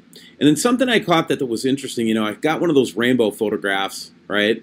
And then I got an infrared photograph from a subscriber on 9/21. And I was just wondering to myself, is this something that's visible in the infrared range of light and is not actually a rainbow, but is in fact some type of a gaseous orb of some sort or something along that line? I don't know. That's why WSO wants everybody to participate. You know, when we talk about the sun dimming, you know, this is the kind of evidence that we point to, by the way, guys, and this kind of some type of a gaseous orb. Got an infrared photograph. If you're the more south you go down in Mexico, I'd expect to go, I guess, go down. So this is from Kenny G in Milwaukee, again, doing that great work. And this is also over that same time period we were seeing that orb in Mexico and still see. And then something I caught that was interesting, you know, I got one of those rainbow photographs, right? And then I got an infrared photograph from a subscriber on 9/21. And I was just wondering to myself, is this something that's visible in the infrared range of light and is not actually a rainbow, but is in fact some type of a gaseous orb of some sort or something along that line? I don't know. That's why WSO wants everybody to participate. You know, when we talk about the sun dimming, you know, this is the kind of evidence that we point to, by the way, guys, and this kind of speaks to the grand solar minimum cycle that people see throughout history. And I think is connected to a lot of the celestial stuff that we talk about on this channel. But you can see this, you know, that since 2011, it does look like if that is the same number, if that's the same detector and the detector hasn't seen any deterioration, etc., that would appear that, you know, this is one piece of evidence that shows that the sun is indeed dimming and would explain the reason why they're doing all the things that they're doing with artificial suns and so forth and all the weird lighting that we see. Speaking of weird stuff, this is the Schumann resonance from the last couple of days, and you can see 7-6. This is the on the 6th and the 7th, and the Schumann resonance just spiked, you know, on the 6th. In that time between the 6th and the 7th, you can see this big spike. And just so you know, it went to 110 hertz, and this is from a subscriber. And it only registered that high 4 times before: September 9th, 2018, April and May of 2018, and May of 2017. So thank you for that input from the subscriber that provided it. And basically, again, as this goes up in hertz, you'll actually be able to start to hear with your ears at a certain intensity or frequency. You will start to hear it up in that low 200s, 400, 500 hertz range. So we'll keep an eye on that. But if you've been feeling a little wonky, this actually goes right into this. This is what the funniest thing about this stuff. If you really study this, if you study brain waves, especially brain waves, you'll notice, and maybe we'll go into this in more detail, but a lot of the sleep brain waves that we have, and this might be explaining a lot of the sleepless nights and a lot of the insomnia that's going on lately. I've been experiencing it, that's for sure. But there's this kind of belief that, you know, you're down in the like 7.5 hertz range. These are like REMs, you know, deep sleep, if I'm not mistaken, and different types of, you know, very subconscious frequencies, and they would affect your sleep cycle for sure. I cannot say that that would not be the case. I mean, you cannot rule that out, and I certainly have felt it myself. And when I see the Schumann doing this, it kind of explains to me. Again, we're going through a lot of change right now, and we just have to be aware of that. And then speaking of the small orb, back again, this is some of that security cam footage kind of thing, and we can see this little orb down here. I'll zoom in on it, and you can see, you know, I have it backed off and was looking at it gamma and looking at it a couple different ways. We also caught a couple of in this particular series, we caught a couple other things up there. But if I tune this thing back, you can see what it would be like if you were looking at it with your eyes, right? Try that a little bit so you can see that this stuff is not easy to bring out. It takes a lot of research. But what was suspicious that started us down this path was that orange kind of cloud up there. And then when you start to see these little things, so you say, okay, well then let's do this. Let's take the brightness down. Let's take that contrast up. Take the saturation up. Maybe a little more brightness. And then you can start to see more things happening in the background. And there's stuff happening up in our skies all the time, guys. This stuff has been going on since 2011, at least. These kinds of apparitions and so forth. And you know, again, it's just everything's holding its own right now. But it is weird for sure. Transform IT. Get real results.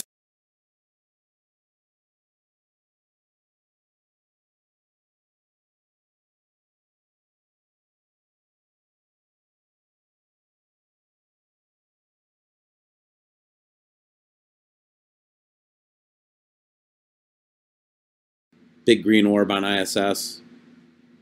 And then animals have been acting strange too. This is a turkey that came right up to one of our subscribers recently. Just walked right up to him. I'm having that happen all the time. Squirrels, birds, just walk right up to me, just like, hey, what's up, dude?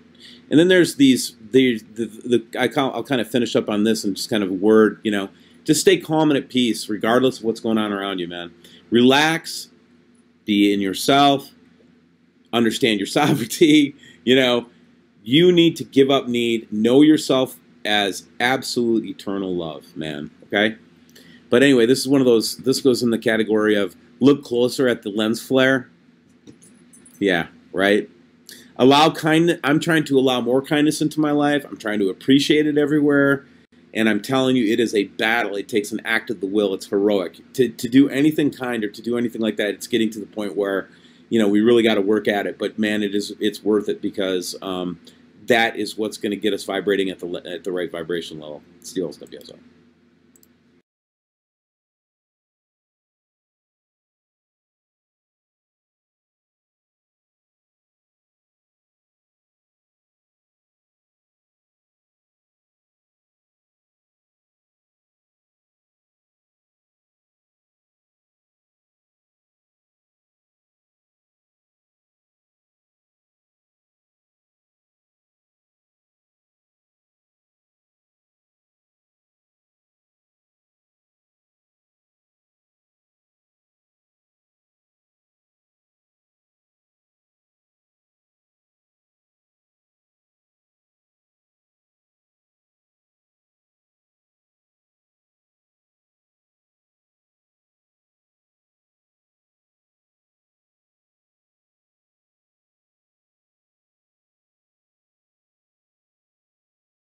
Of UFO. This is my images here, putting it all together.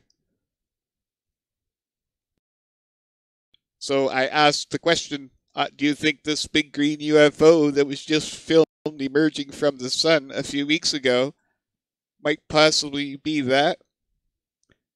This is the thing we're looking for, some sort of, you know, it's real. This is a real thing that this woman had filmed. Bring you guys over here, yes or no? Big green round UFO.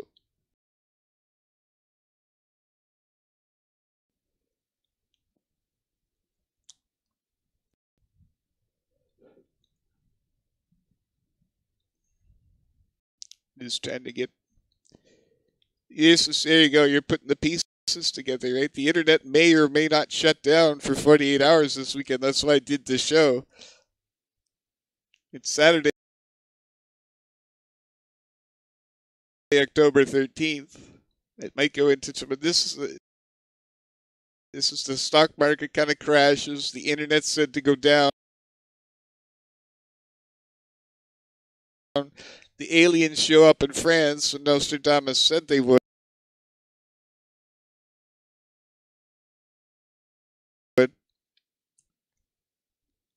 You know, it's been, this is the real deal.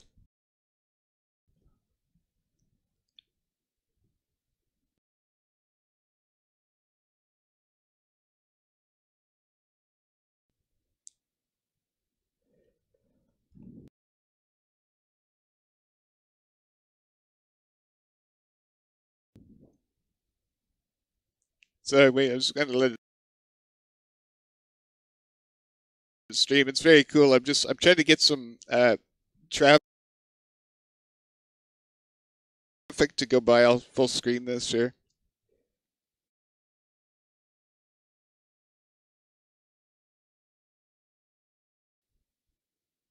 So anybody that was late tuning in, this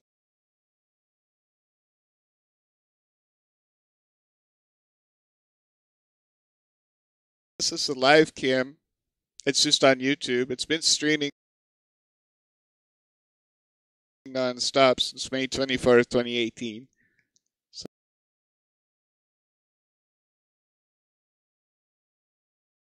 So, you know, whatever, 5 months straight. And WSO had pointed this out to me in an email that there's something glowing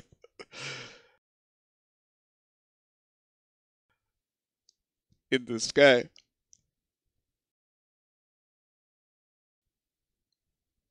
I gave you the prophecy from Nostradamus. It says those of Macron and Lake Geneva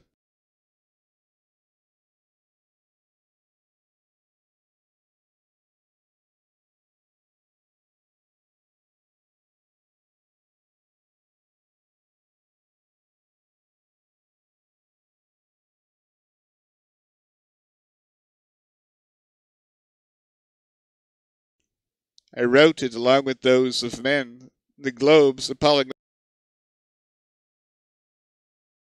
the horrible bombarding city by night. I had made the prediction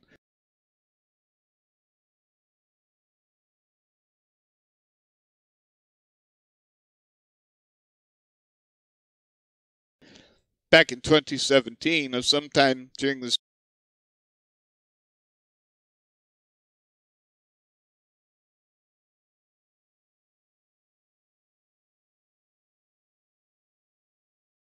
tribulation period, a globe at the alien invasion somewhere. That doesn't mean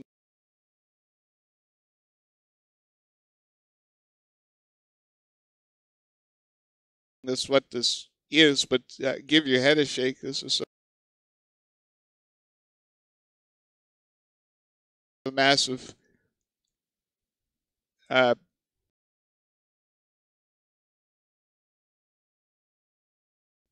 it's got its own light source. Is the other thing, right? This is not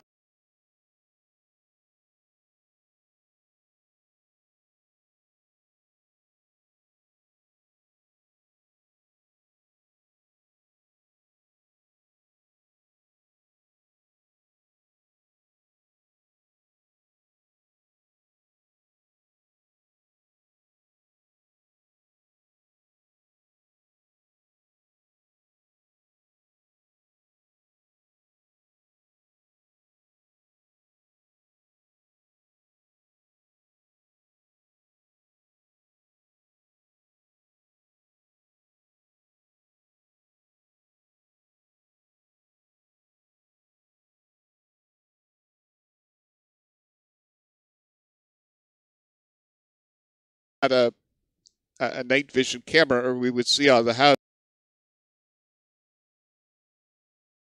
houses. So whatever's in the sky. Now, is this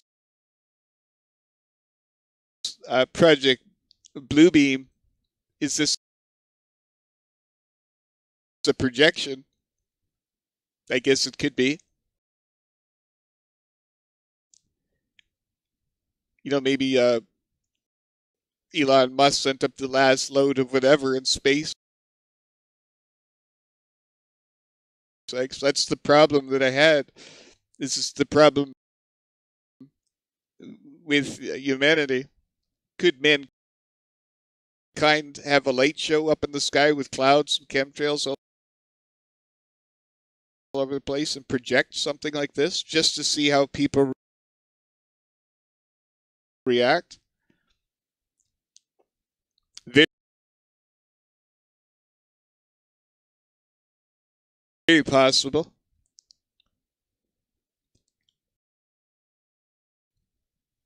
If you guys are looking for a link, there's the link to the video. If you guys just look at the name, Webkins St. Paul de Leon. It's right on YouTube. If you guys want to get your own footage.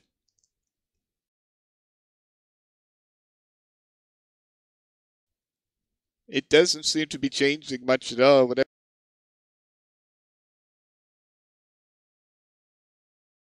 it is.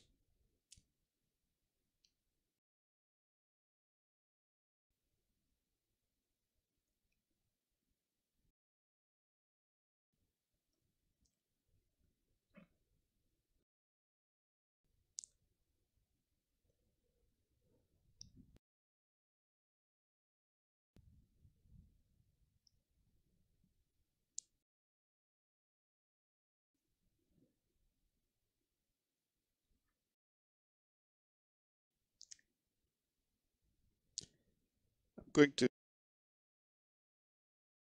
look up let you guys watch that while I tinker off screen here, just in case something weird happens.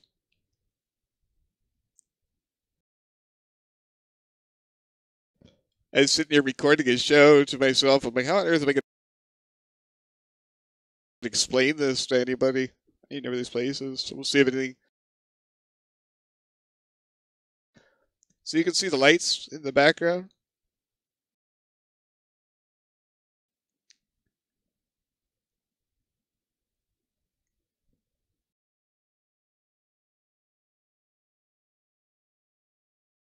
But it looks like, given the time of day, it's probably a sleepy little French town, and they're all napping away. ET's right outside. This is what I'm talking about in this world. How many people would truly know?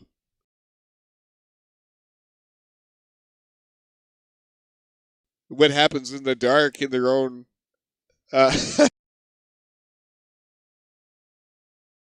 in their own backyard? They'll wake up in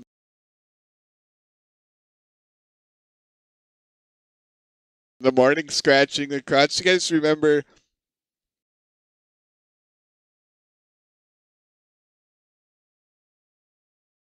what was that show? You guys remember Independence Day? Like Will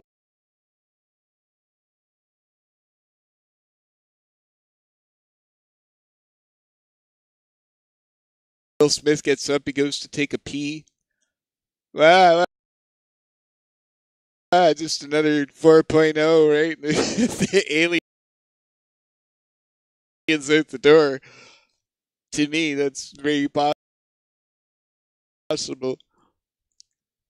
If I start seeing some laser beams shooting out of this thing, this is the problem, my friends. That's when you'll see the internet go down. Wouldn't surprise me.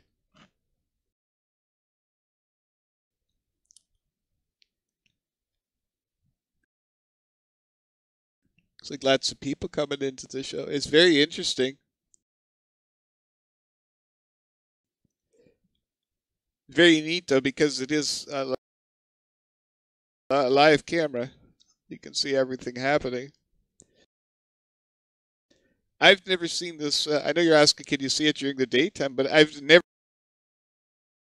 seen this cam. I don't stare at St. Paul de Leon with all the stuff that I got going on. The last thing, it's odd that Steve pointed it out to me. I have nothing to draw on. Does every night this massive UFO projection shoot up in the sky as a tourist attraction or something? It's a bit odd, but nothing would surprise me in France. Excuse me. French people are weird. They drink too much. God only knows, but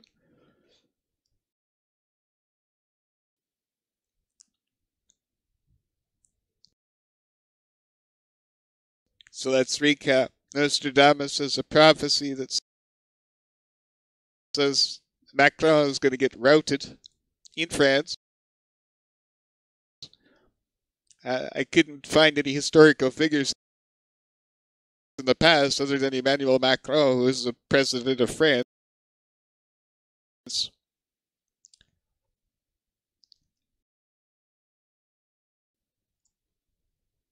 Very interesting.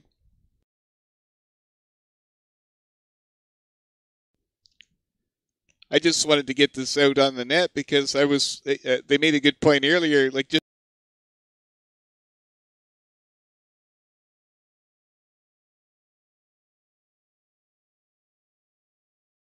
just a coincidence. They said the internet's going to go down may go down for 48 hours. I'll give you guys the link again here if you want to check for yourselves. I think we got 1,400 in the room here right now. So I'll just copy paste.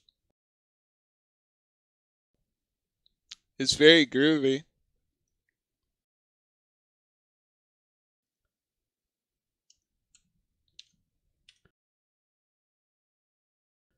There's the link right there. If you guys want to, you can see it's just a real streaming webcam.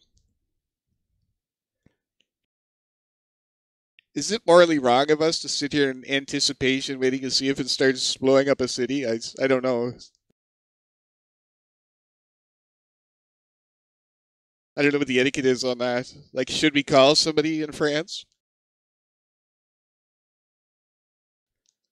Anybody even know how to dial France from North America? I could never figure out the plus and all that stuff. That's why I know you guys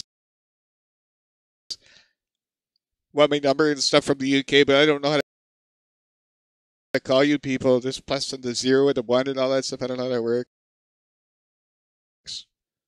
It's crazy. It's continent to continent calling. Hello, France. Yeah, can anybody see this green thing hovering off the North Shore?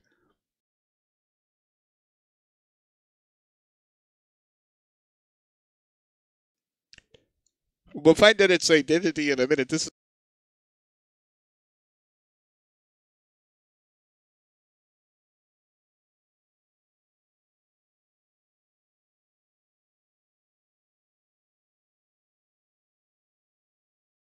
is why I'm saying this, because if it truly is a thing, you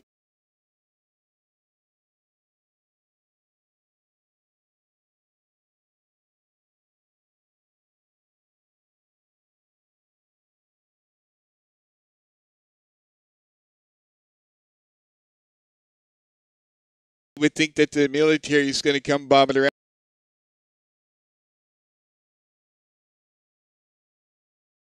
here anytime. I don't know how long this has been. Maybe it's there every night. I don't know. This is a normal street light. You can see it tinkering away. This is not the normal street light. Is this a live cam?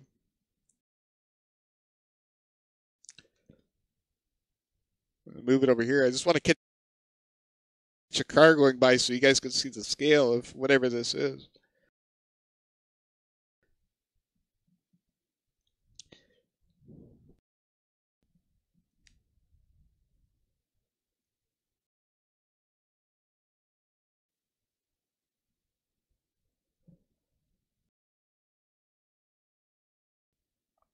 The city in France, you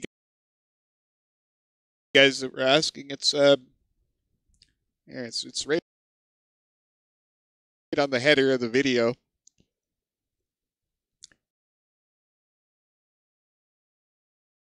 This is what you would type in Google. Go to Vision Environnement.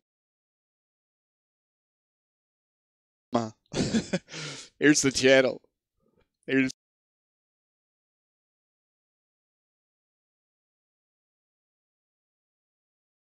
the webcam itself. So, and it's been streaming live for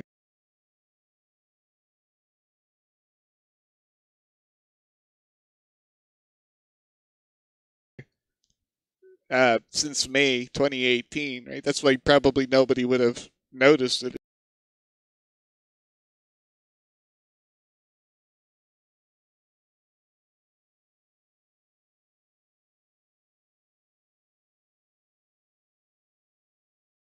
It's just a boring night webcam.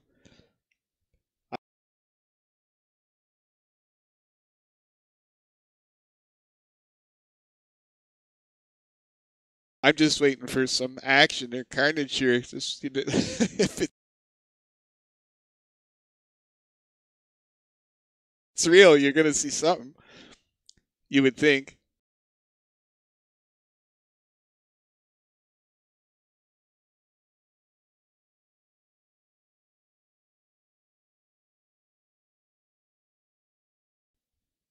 And bring you guys back in. Very groovy.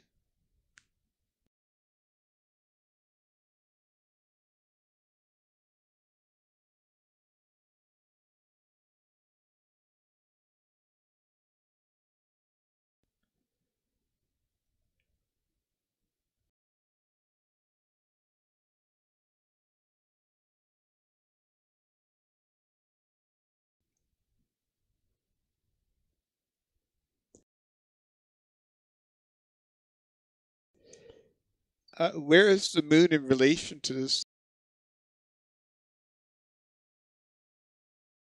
thing? That's a good question. I'll pull up.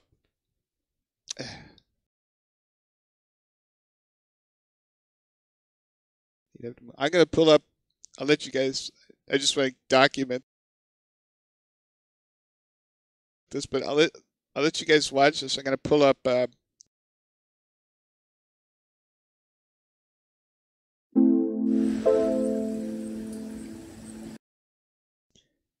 Stellarium on the other screen. I'll figure out from that location where the moon is. We'll get a better idea. Yeah.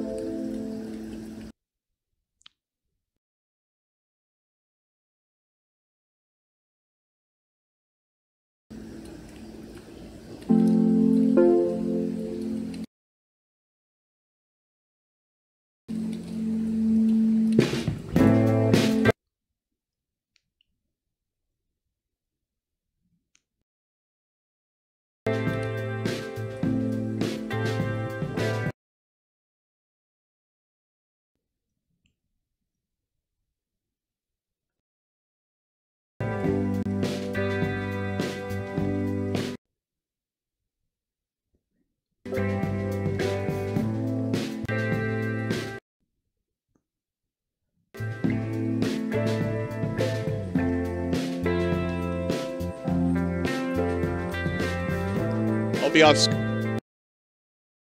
screens for a second. You guys let me know you see any explosions or anything weird, but just be 2 seconds.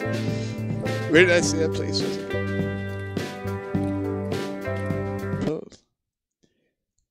So I can actually put my location in the Stellarium.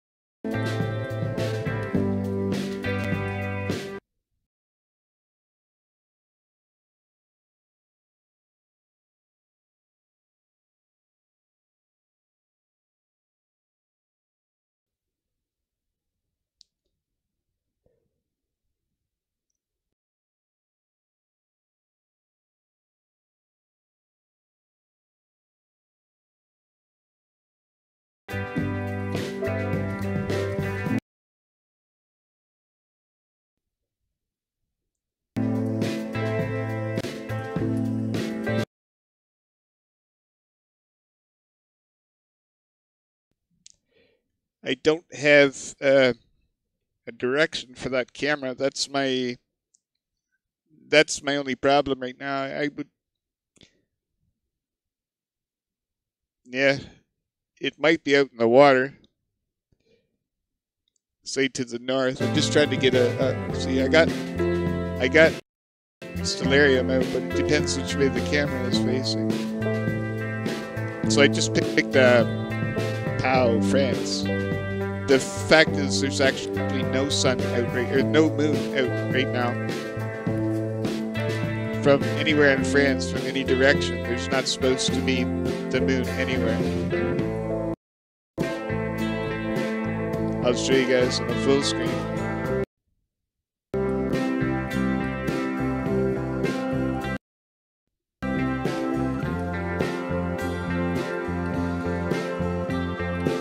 Yeah, the moon's below the horizon. It's on the other side of the Earth. So whatever that is, it's not the moon.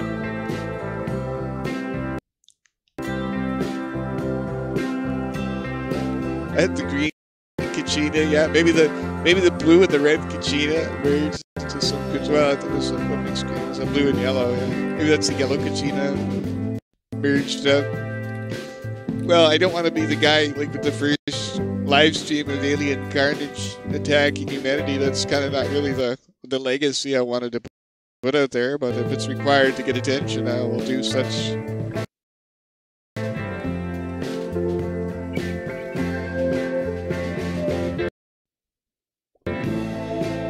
guys actually seen the little cars going by? They're very rare. It looks like, from where I checked on the map, it's just a little kind of an armpit, sleepy little French town that was somewhere by Dunkirk. Ironically.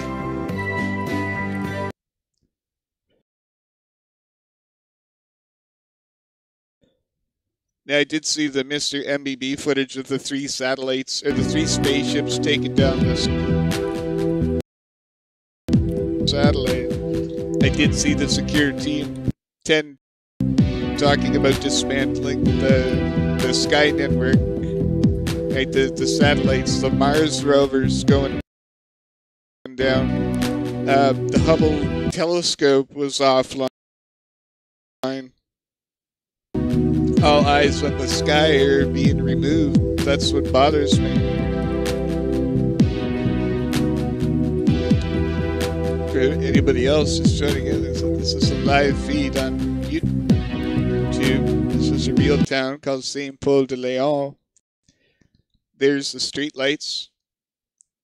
You can see the little cars, the odd one going by, and there's this thing sitting in the sky. I am all ears. If anybody has thoughts, you can see a slight glow of red on the horizon. Yeah, that's what I was saying. The moon might be over the US, but this is in France on the other side of the ocean. So from any position I was looking at on Stellarium, there is no moon. And if it's this size and green, something went horribly wrong. Anyway, because this is not a thermal camera. Otherwise, you would see the houses. So this is a color camera, so whatever it is, it's green.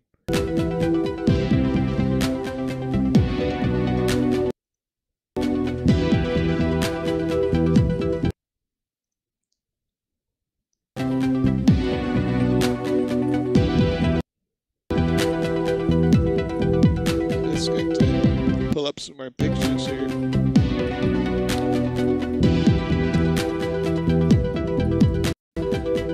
So this is the one. This is what the lady had put out that everybody was spazzing over recently. So these are the images that she described emerging from the sun. You guys can see there's an armada of ships. This came out of the sun several weeks ago. Do you think, this is what it looked like when it appeared to me? This was the angle of the ship. It's a big green thing. It's glowing green. It was something on the green ultraviolet spectrum. That's how she caught it. This was done with the digital, like a UV filter. This is why normal people can't see it, but the green being the keyword, now we got a giant green thing. The sky.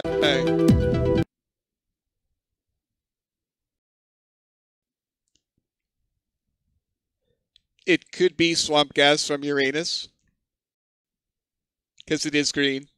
I'm just saying. I'd like to hear the cover for this one.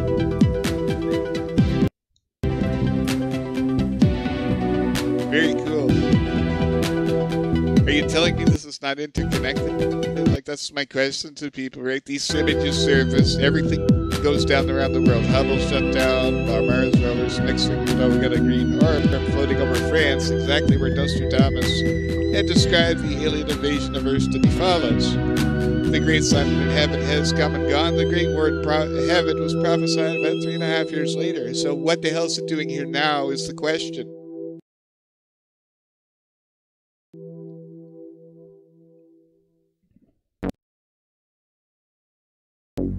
I'm just throwing this out there. God told us it wouldn't be here until 2021. God didn't mention anything about an alien invasion. That's my point since the get-go.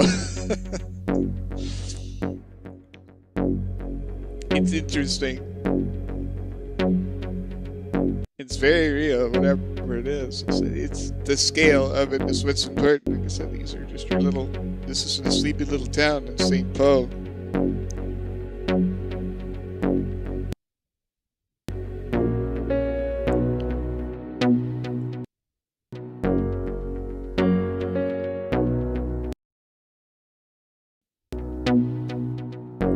you would think it would move. So that's kind of what I've been watching. Yeah, you know, it could be a hologram. That's what I'm saying. It's our government. None of the aliens aren't real, so somebody's got to be putting on a light show over France. It's not like it's shooting laser beams at anyone, but it's a green glowing orb you can fit the Empire State Building inside of, which should be of concern. Who's paying the power bill for this?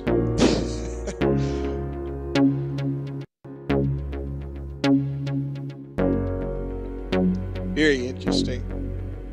Like I said, it might be nothing. It might be the camera exploded in a perfectly symmetrical fashion.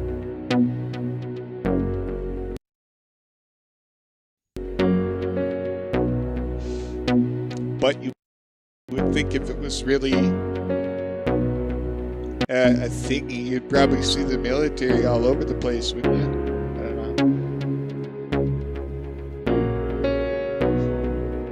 Or maybe they didn't want it to pan out like Independence Day, you know, where they were flashing the lights and the green stuff, and the green again comes flying at them and destroys all the ships.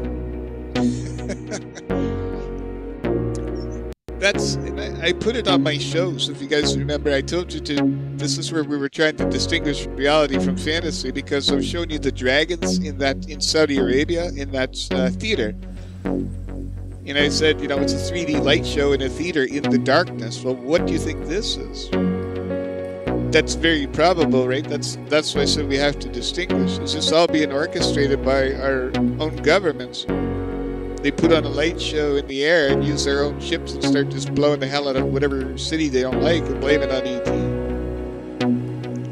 That seems far more probable to me.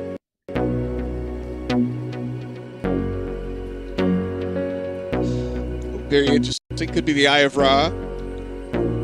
He's taking a little peek at humanity and see what they're doing in France. Very good, yeah.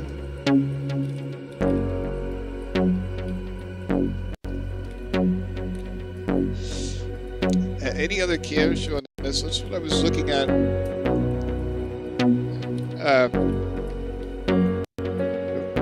Keep that live. I was looking around the region.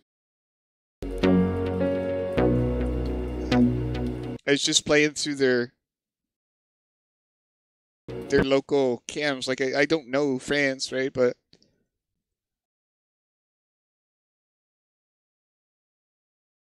I was just looking to see if anything unusual happened, but I haven't been able to find any other cams because I just wanted to go live. So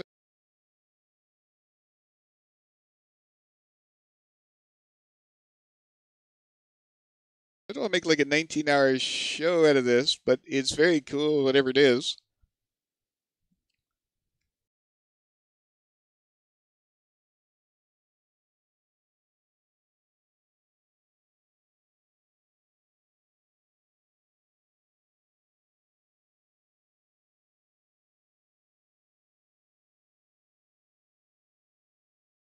Our potential is way up here, and we are operating way down here.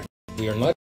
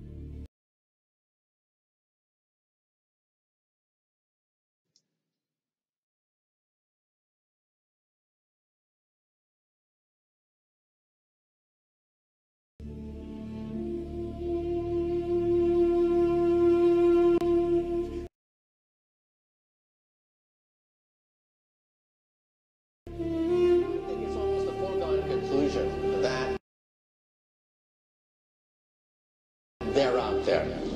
Take a look at our galaxy. There are 100 billion stars in our galaxy. Now, take a look at the galaxies of the universe. We can actually count them. In the visible universe, our telescopes have the range to see 100 billion galaxies. Well,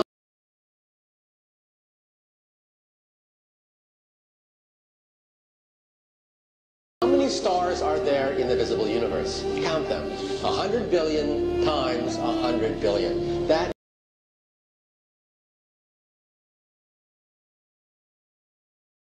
is an astronomical number. You have to be supremely arrogant to believe that we are the only ones in town.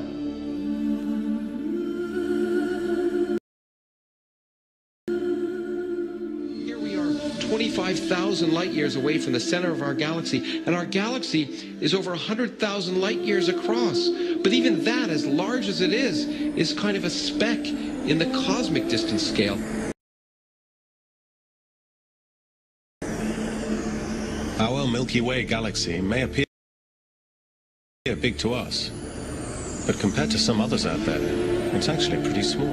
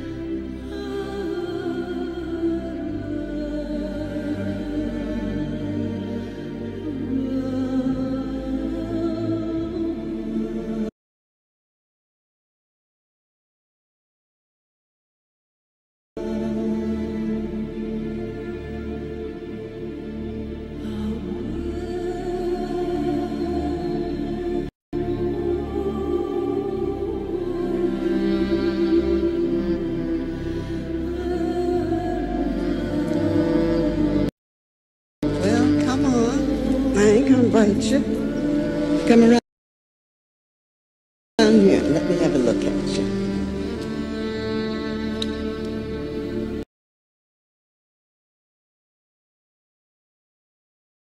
My goodness, look at you. You turned out all right, didn't you? How do you feel?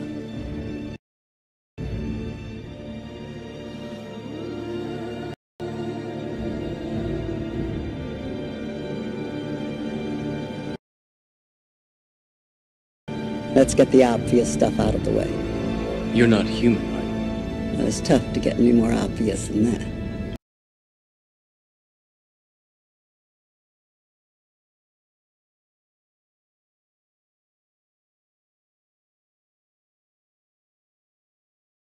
If I had to guess, I'd say you're a program from the machine world. So is he.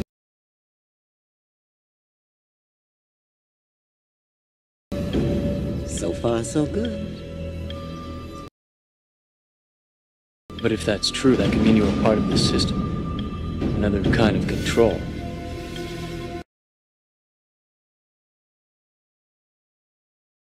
Keep going. I suppose the most obvious question is,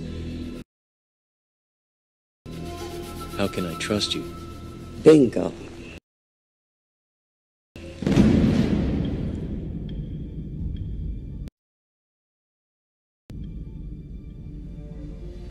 It is a pickle, no doubt about it. Bad news is there's no way if you can really know whether I'm here to help you or not. So it's really up to you. Just have to make up your own damn mind to either accept what I'm going to tell you or reject.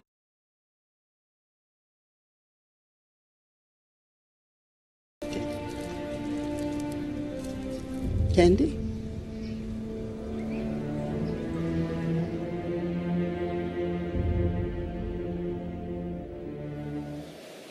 You need a certain context within yourself. This is a story which happened a little over 5,000 years ago. 3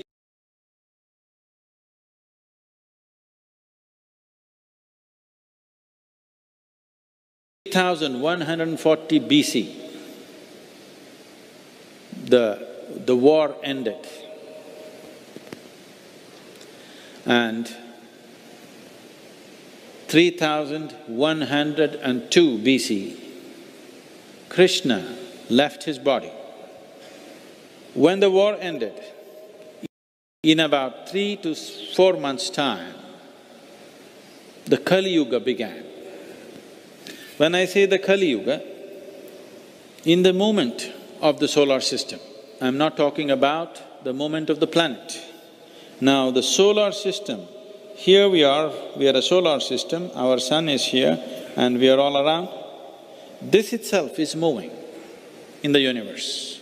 This movement takes 25,920 years to complete this cycle. So, the larger star which is here inside this, the exact location, we do not know whether it is located centrally or somewhere to the side. From the effects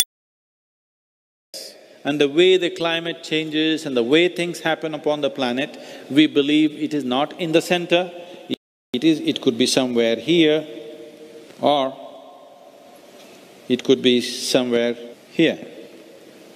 It may not be that large, but it's somewhere here, the big star or a big system around which our system is going around.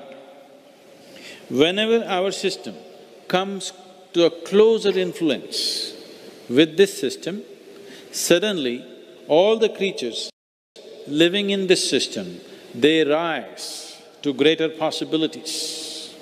Whenever our system moves away from this, the creatures living in this system, they come to the lowest level of possibility. When the creatures come to the lowest level of possibility, we say, this is Kali Yuga. Don't look so disappointed. I will tell you some good news.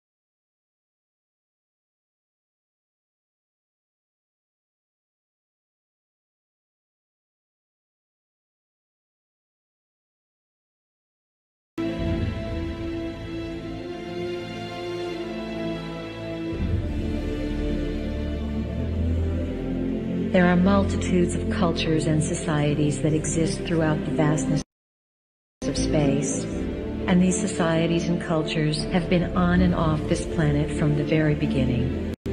It is not just that we, the Pleiadians, have come to assist. We are only one grouping from one star system. There are many who have journeyed here for many reasons. The majority of the extraterrestrials are here for your upliftment, though there are also those who are here for other reasons. We give our version of things only to bring you into higher consciousness. We do not wish to say that this version and only this version is how it is. This whole teaching is designed with a great purpose in mind, and the stories that we tell you are set up to take you to a higher plane of consciousness. That is our intention. You are magnificent beings, members of the family of light, and you come to Earth at this time on assignment to create a shift, to make a change, to assist in the transition. You were told before you came here that there would be much assistance and that at different junctures of your development, different entities would present themselves upon the planet in different capacities to trigger you, fire you up, and remind you, not to do it for you. We are one of those triggers, a catalyst. When you hear the name Pleiadians, you feel a connection because we are assisting you in bringing your own information, your own knowing forward. You yourself chose to be here. You are on assignment to bring memory forward and to bring the value of human existence back to the forefront of creation. You are needed. You have been in training for this assignment for lifetimes, and you did not come unprepared. All that you need to know now is inside of you, and it is your task to remember your training.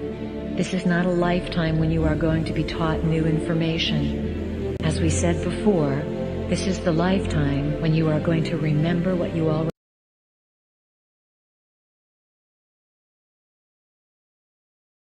know, and we are just here to remind you of it.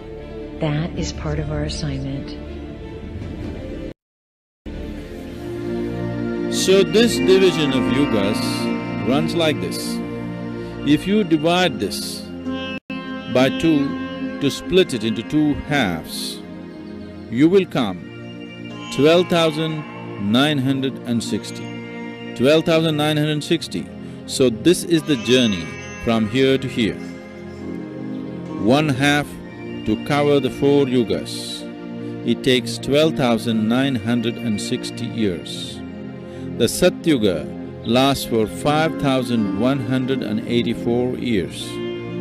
The Treta Yuga lasts for 3,888 years. The Dwapara Yuga will last for 2,592 years. The Kali Yuga lasts for 1,296 years. So if you add them up, you come to 12,960 to run the 4 yugas. 4 yugas 2 times over is 25,920. The end of Krishna's era is 3,102 BCE. Right now, we are in 2012.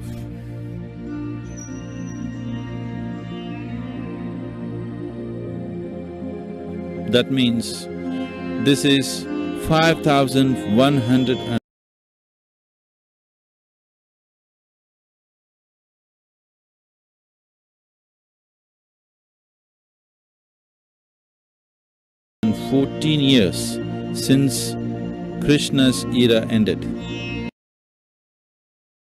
If you take away 2,592 years, which is the cumulative number of years considering the 2 Kali Yugas, which is at the bottom of the ellipse, you get 2,522 years. The duration of Dwapara Yuga being 2,592 years, we still have 70 years left for the completion of Dwapara Yuga.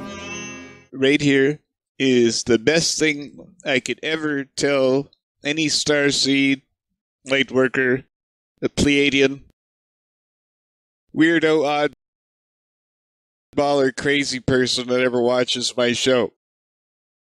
This is the best evidence I'm ever going to give you in the world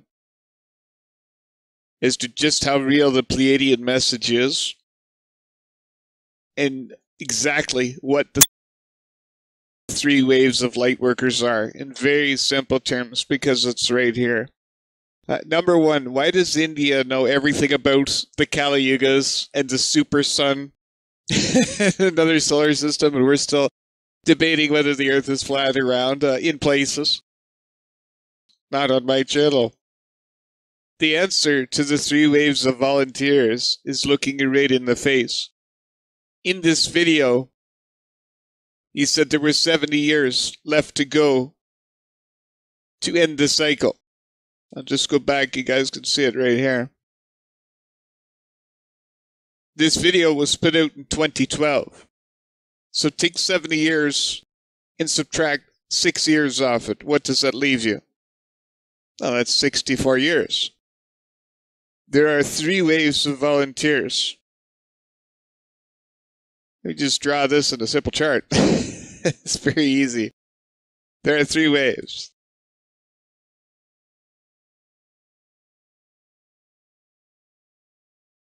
The first wave is said to be in and around their 60s. They were the first wave of volunteers from across the galaxy to come in. The second wave, which I believe, if anything, I am part of, is people generally in their 40s. So here you might be 60s, 50s, mid-60s, 30s, 40s, 50s.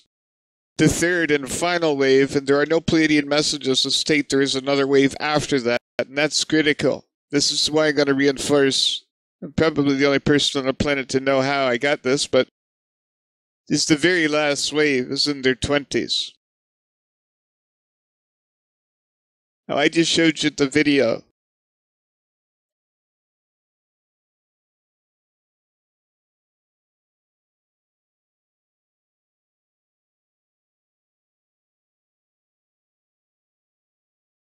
I'm an Indian mystic, knows his stuff. I know Sadhguru, I love this guy. He's very good. To get in from the end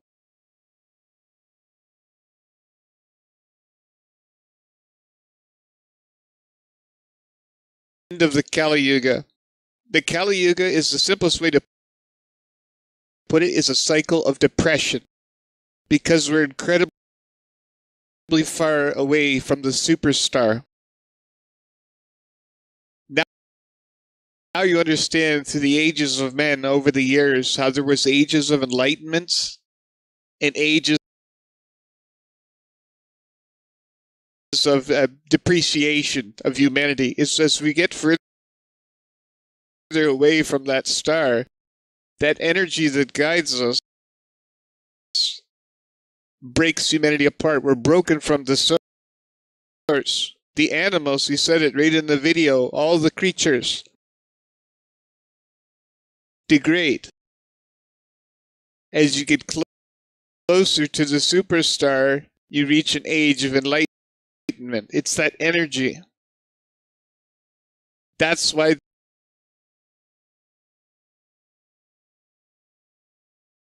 the 3 waves of volunteers are here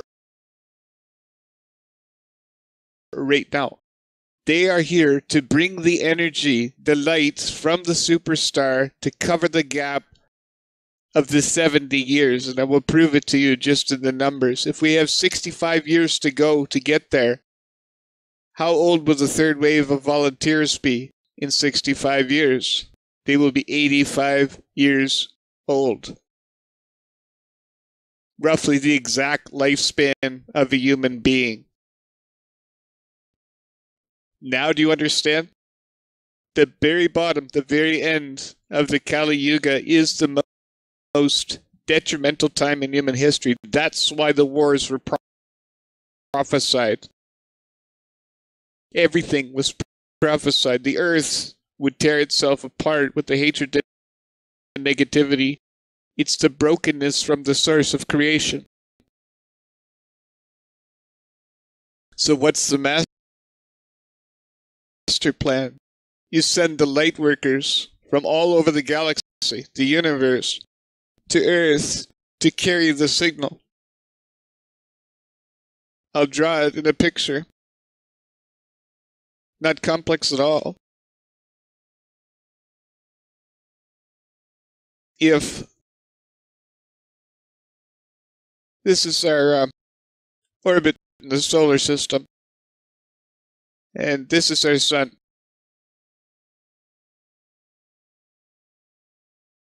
Wherever the super sun is that he was showing, at that particular point, when it's furthest away, just at the very last point, there's a little bit of a gap in here, like he's describing, is about 60 years. The planet is going to go through upheaval and chaos during that time, just as he said. So how do you get the light, the energy from the super sun? You put a network of star seeds.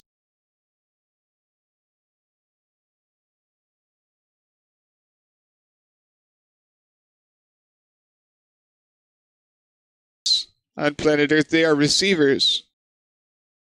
That's why I have been telling people all you have to do is be. You're a transponder. You're bringing the energy into the Earth. You're cheating. That's why there are 3 waves. Wave number 1 would have hit about here. 20 years later, wave number 2. 20 years later, wave number 3. If all succeeds and they get through the end of the Kali Yuga into the Dwapara Yuga, that's what they call it, humanity will be saved. That's the point. It's simple numbers. It's as simple as that in the mathematics. So to be a light worker means you are a beacon of light. The more beacons that are awoken around the planet, it's just like Wi-Fi. You begin to connect with each other and share that energy. Your DNA is being altered. Very likely the star seeds first to spread the energy with the rest of humanity. That's the wild time we live in. And believe what you want to believe, but the numbers speak for themselves in the proof. It's a cycle. That's why the world is not going to end. It'll be a rough time. It's a transition. And this is what I'll tell people about being a starseed. How do you think you got here? Well, my consciousness was placed within a human vessel. That is correct. So why are you scared of dying? Where do you think it goes when you're done? This is the best advice I can give anyone. Stop judging yourself. Stop judging others. Just be yourself. That's all you ever had to do in this world. That doesn't mean go party for broke. You're still here to learn. It's a time of love. Right? It's time to turn away from all those bad habits those filthy humans taught you. That's the way I look at it. That's the beautiful message. And there is the proof if you ever needed it. Just closing the gap. This is where I will separate. As I said, India wants nothing to do with Christianity. They respect Jesus for what he was. That's what he explains in the video. But there's always been a disagreement because these cycles, they've known this in India for 25,000 years. Just because some white guy came along in the desert, they're not going to change it, and I don't blame him. And this is why I do side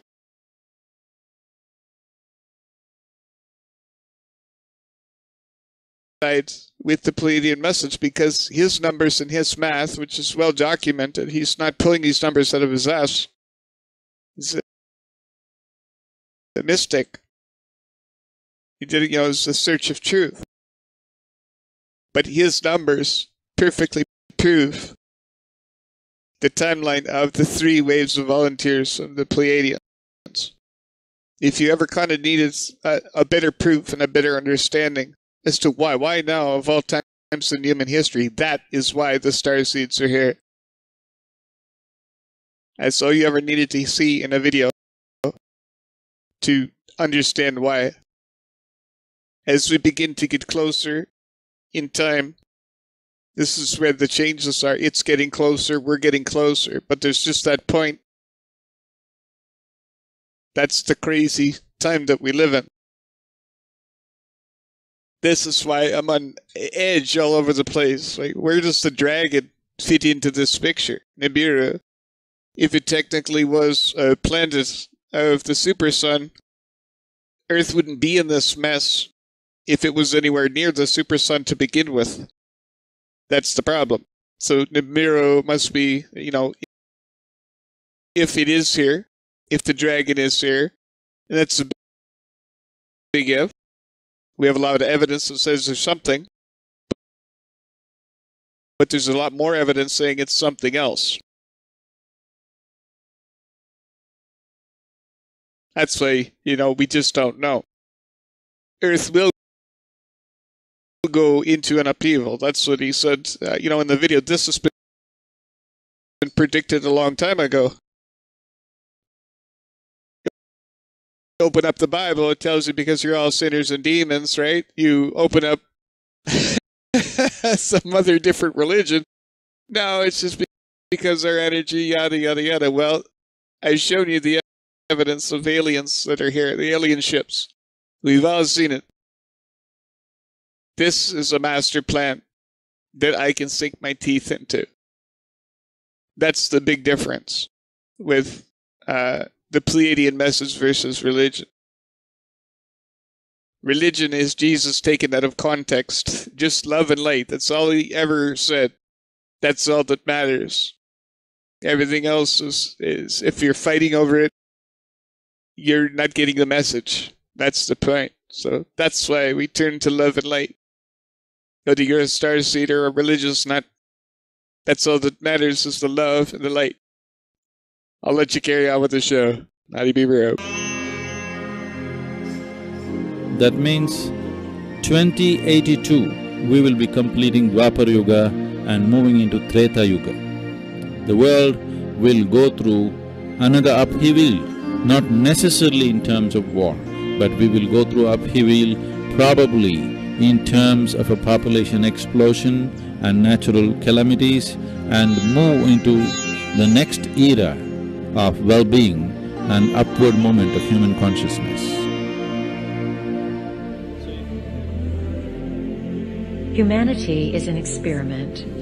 Humanity has been designed, as has just about everything else that exists within creation. Prime Creator began experimenting with creation a long time ago in this universe,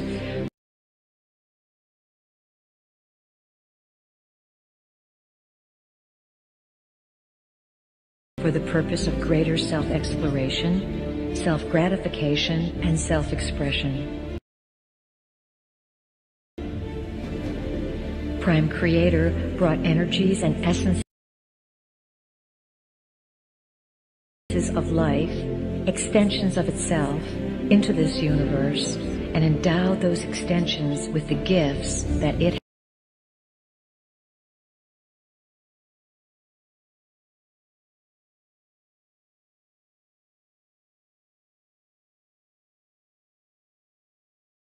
had.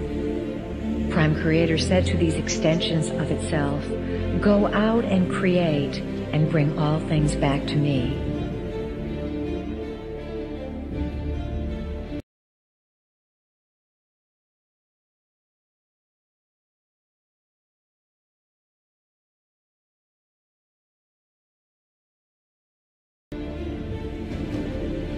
Earth was a beautiful place, located on the fringes of one of the galactic systems and easily reached from other galaxies.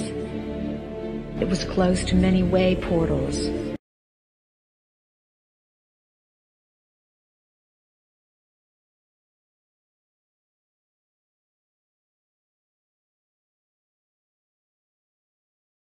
The highways that exist for energies to travel throughout space. Some of the Creator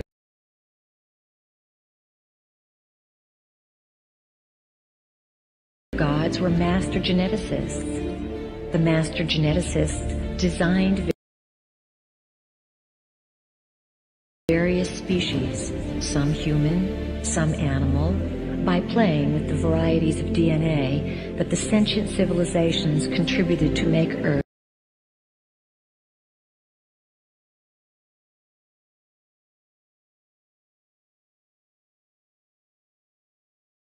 into this exchange center of information, this light center, this living library.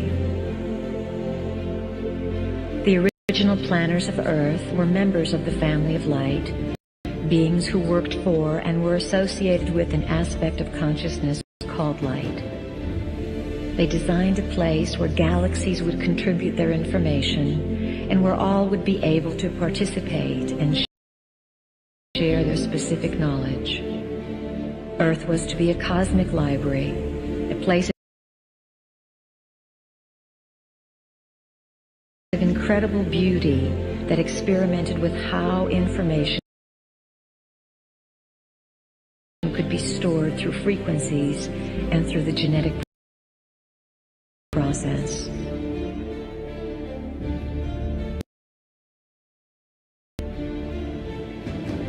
The project of the living library on Earth was eventually fought over. During Earth's early history, there were wars in space for ownership of this planet. Skirmishes took place, and Earth became a place of duality. Certain creator gods who had the right to do whatever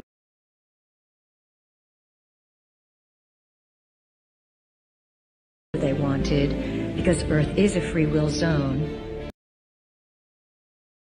came in and took over.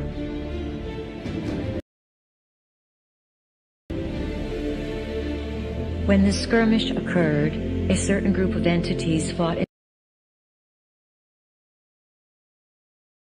space and won the territory of Earth. These new owners did not want the native Earth species, the humans, to be informed of what took place.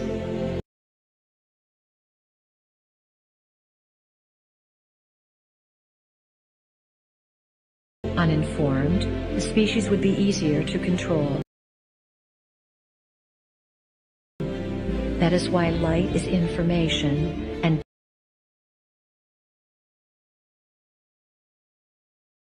darkness is lack of information. These entities beat out light, and Earth became their territory.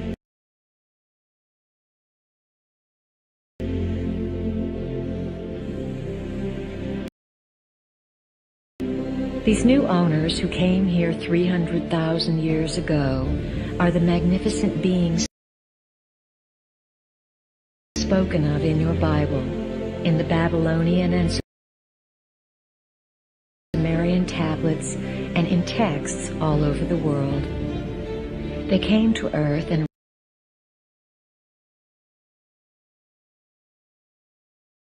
rearranged the native human species. They rearranged your DNA in order to have you broadcast within a certain limited frequency band whose frequency could feed them and keep them in power. They worked in their laboratories and created versions of humans with a different DNA, the two-stranded double helix DNA.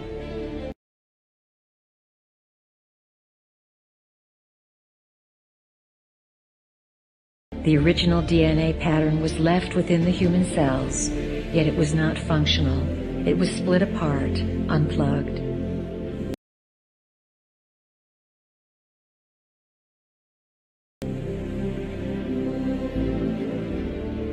We, as Pleiadians,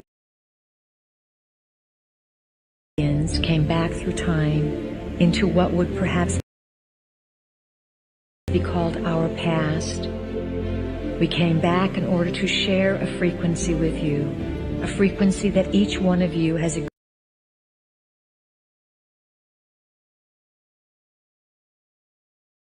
agreed to carry on this planet in order to change the DNA of the rearranged human race.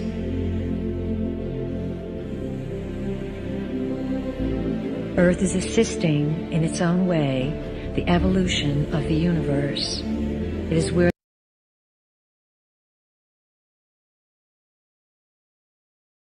the plan begins to blossom, and what happens on Earth is going to affect many, many worlds.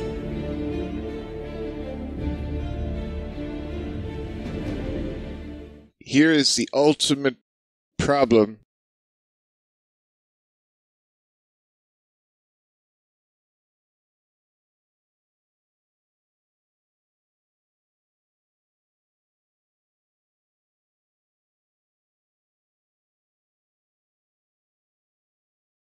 personal dilemma that I'm having myself right now. I just plotted the course in a very simple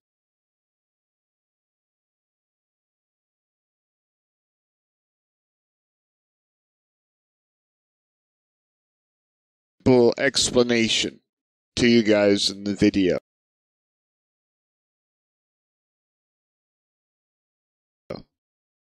Here's the biggest problem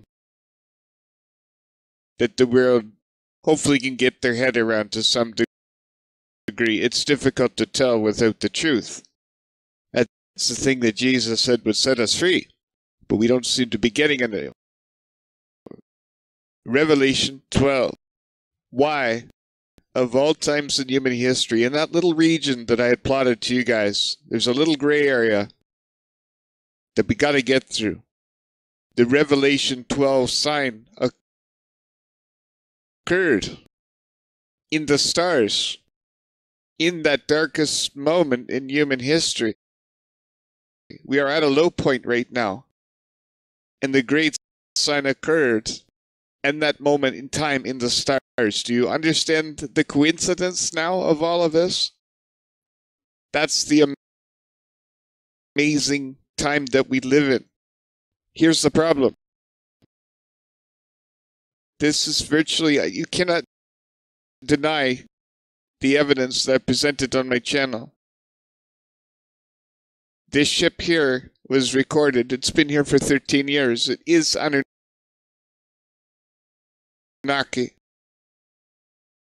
There it is there. There it is blown up. There's the top of it. There's the hole. There's the same hole. There's the bottom.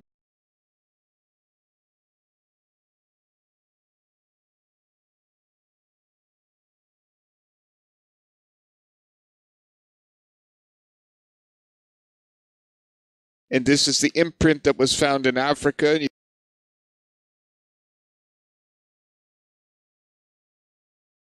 guys can see it on Google Earth. You see the little very pinhole bottom? It's exactly the same.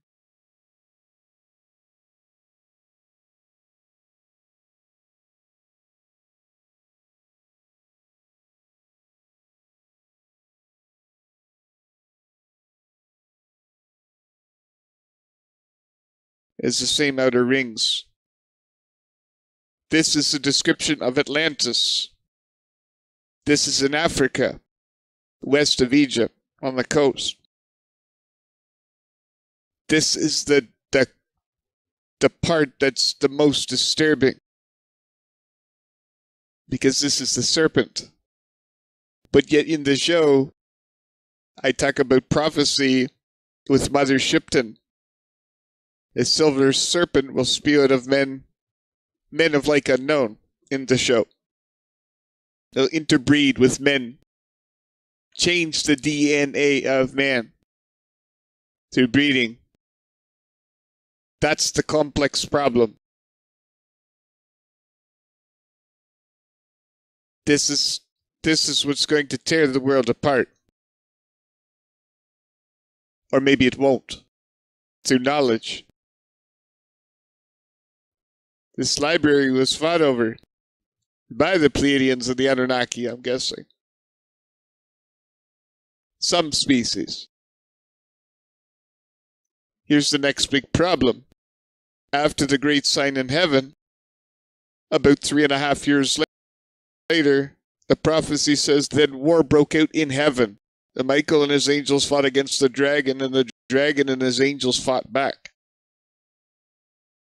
After me showing you a ship of this size, 40 kilometers across, it's not 150, 1,000. The great sign in heaven has come and gone. There's alien ships. The intensity of these things around the planet is incredibly high. Do you think it's possible that a war could break out in space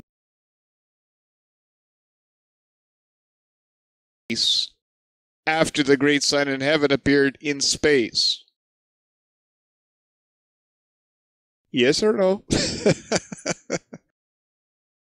This is going to be the complexity of it all.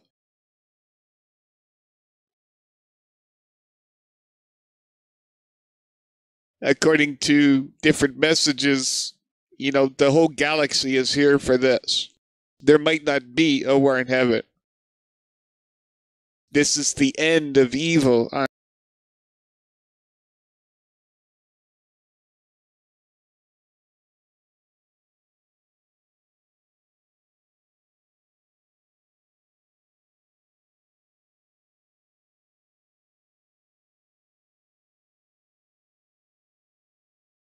earth. This is the time that we live in.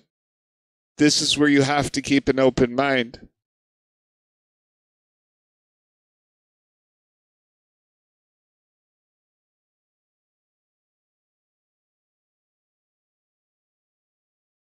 Who's the good guys? Who's the bad guys? If somebody comes down here shooting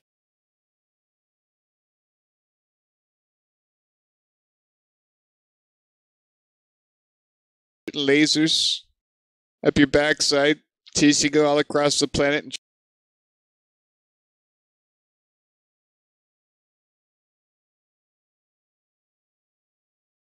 trying to brand you with a mark, the Bible's pretty clear on who's who.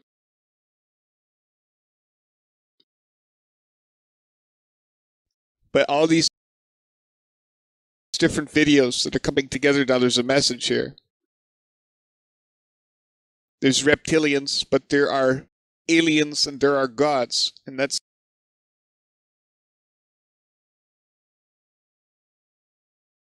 what Nostradamus had gone over. It looks like an alien invasion from Mars is coming to Earth, is what he said. But then he says the gods seen in heaven, clear, sword and lance, fighting. Could you imagine if 100 of these things started going at it over planet Earth? That would look like the gods.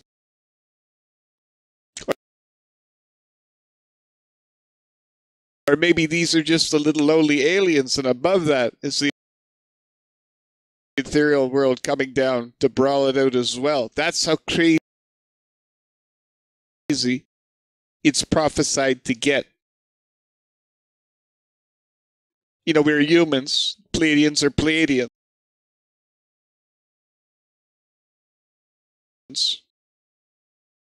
But then you go up a step on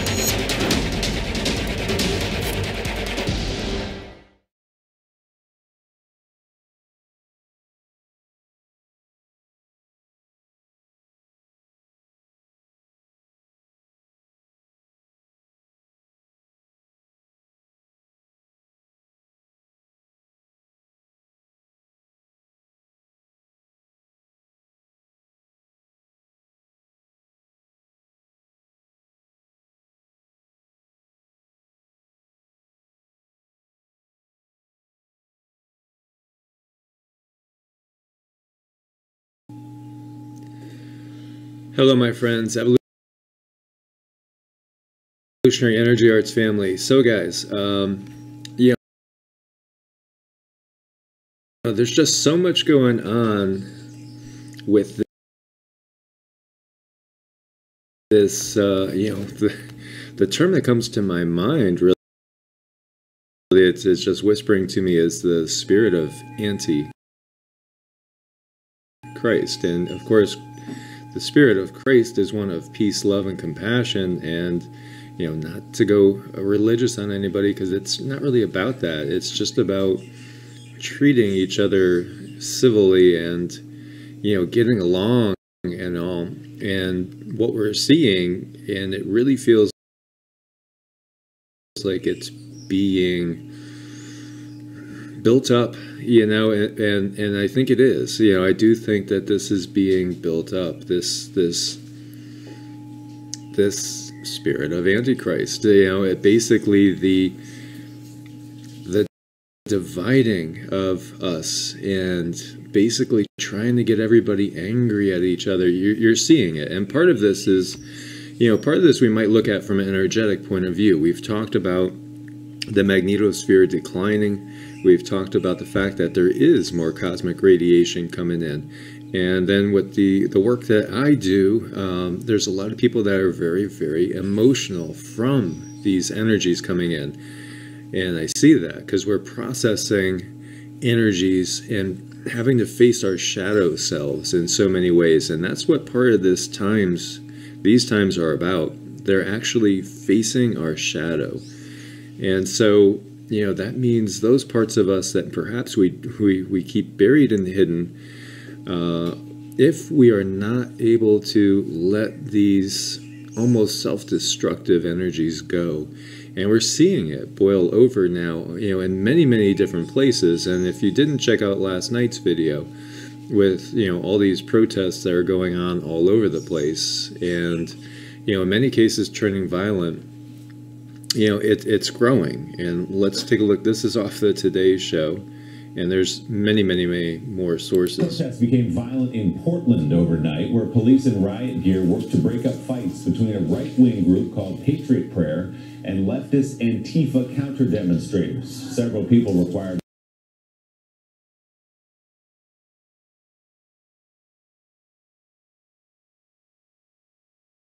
medical attention. No word on arrests. It's exactly that type of thing.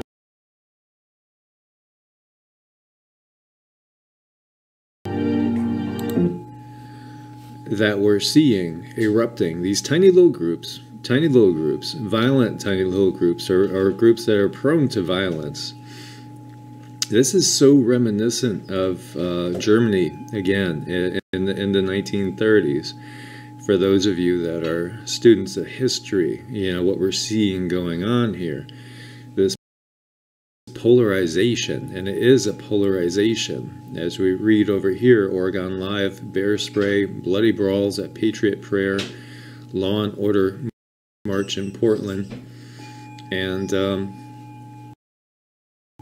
as it says here, this post has some graphic content, and it shows the brawl again, and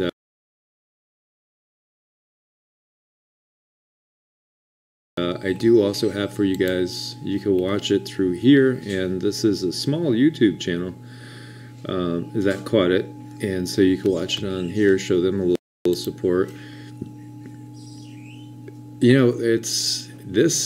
It looked really like just anarchists that wanted to fight, really, and I'm amazed that you don't really see much of the police coming in.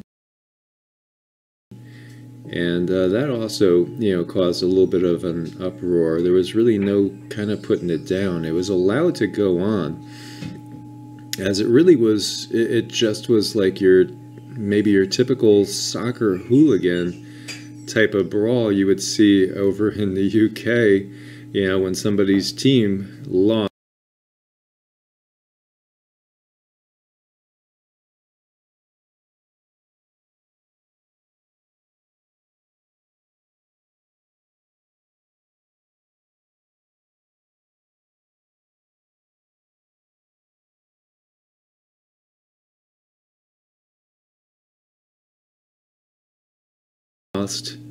And everybody just goes wild, beating each other up, showing I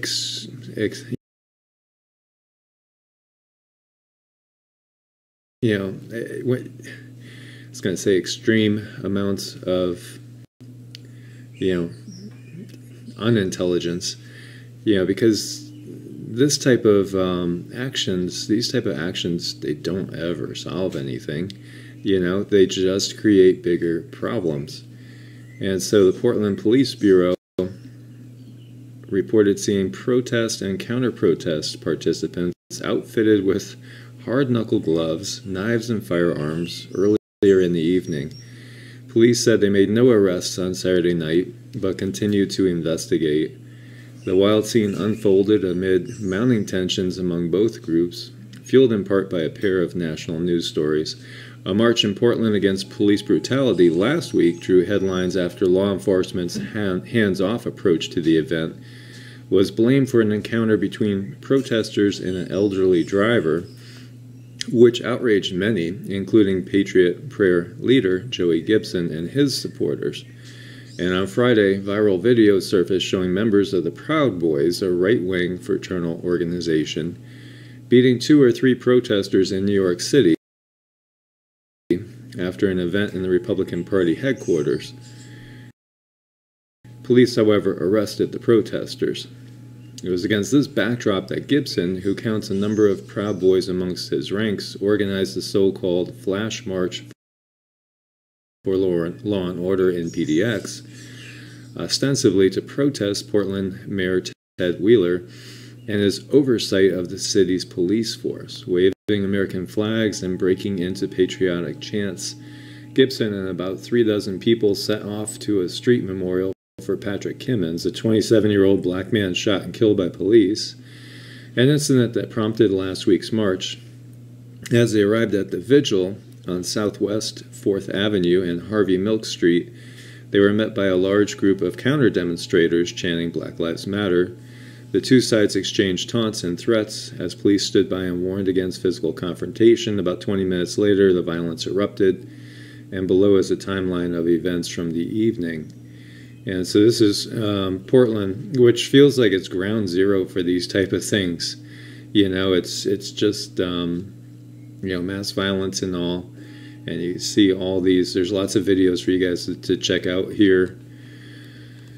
And, you know, what can you say? It feels like this is being built up. It feels like, you know, it feels like there are powers at work here that are really dividing everybody even more. And it's part of a bigger plan. And this article talks about the Portland mayor and his decision to stand by while Antifa basically harassed people, stopped motorists, and you know, caused a lot of mayhem. And so they also talk here about these activists chasing down a 74-year-old man after he made a right turn against their wishes, pounding on his silver Lexus and breaking a window. The car sustained thousands of dollars in damage. And so, I mean, would you feel safe going down into downtown Portland? And it's interesting, look at the commercial over here, the man in High Castle, where the Nazis won the war. You know, and then there are quite a few that say, hey, they actually did. The Nazis actually did win the war. Maybe not the Germans, but the Nazis won. And so, you know, I'm looking at the symbolism here, Washington Times, all in red. You know, you have this right here. Yeah, I mean, my God, this feels so much like we are living in Nazi Germany right now. Nazi Germany right before the rise of Hitler, or during the ascension of Hitler. There's definitely that vibe. You know, do you guys feel that vibe? I'm a big student of history. I've always been into history, you know, because we have to, and even if history is a lie, and most of it is a lie, at least, you know, becoming aware of things, you are aware of what to look for. You know, and see the manipulation that's going on. 3 arrested after violence erupts outside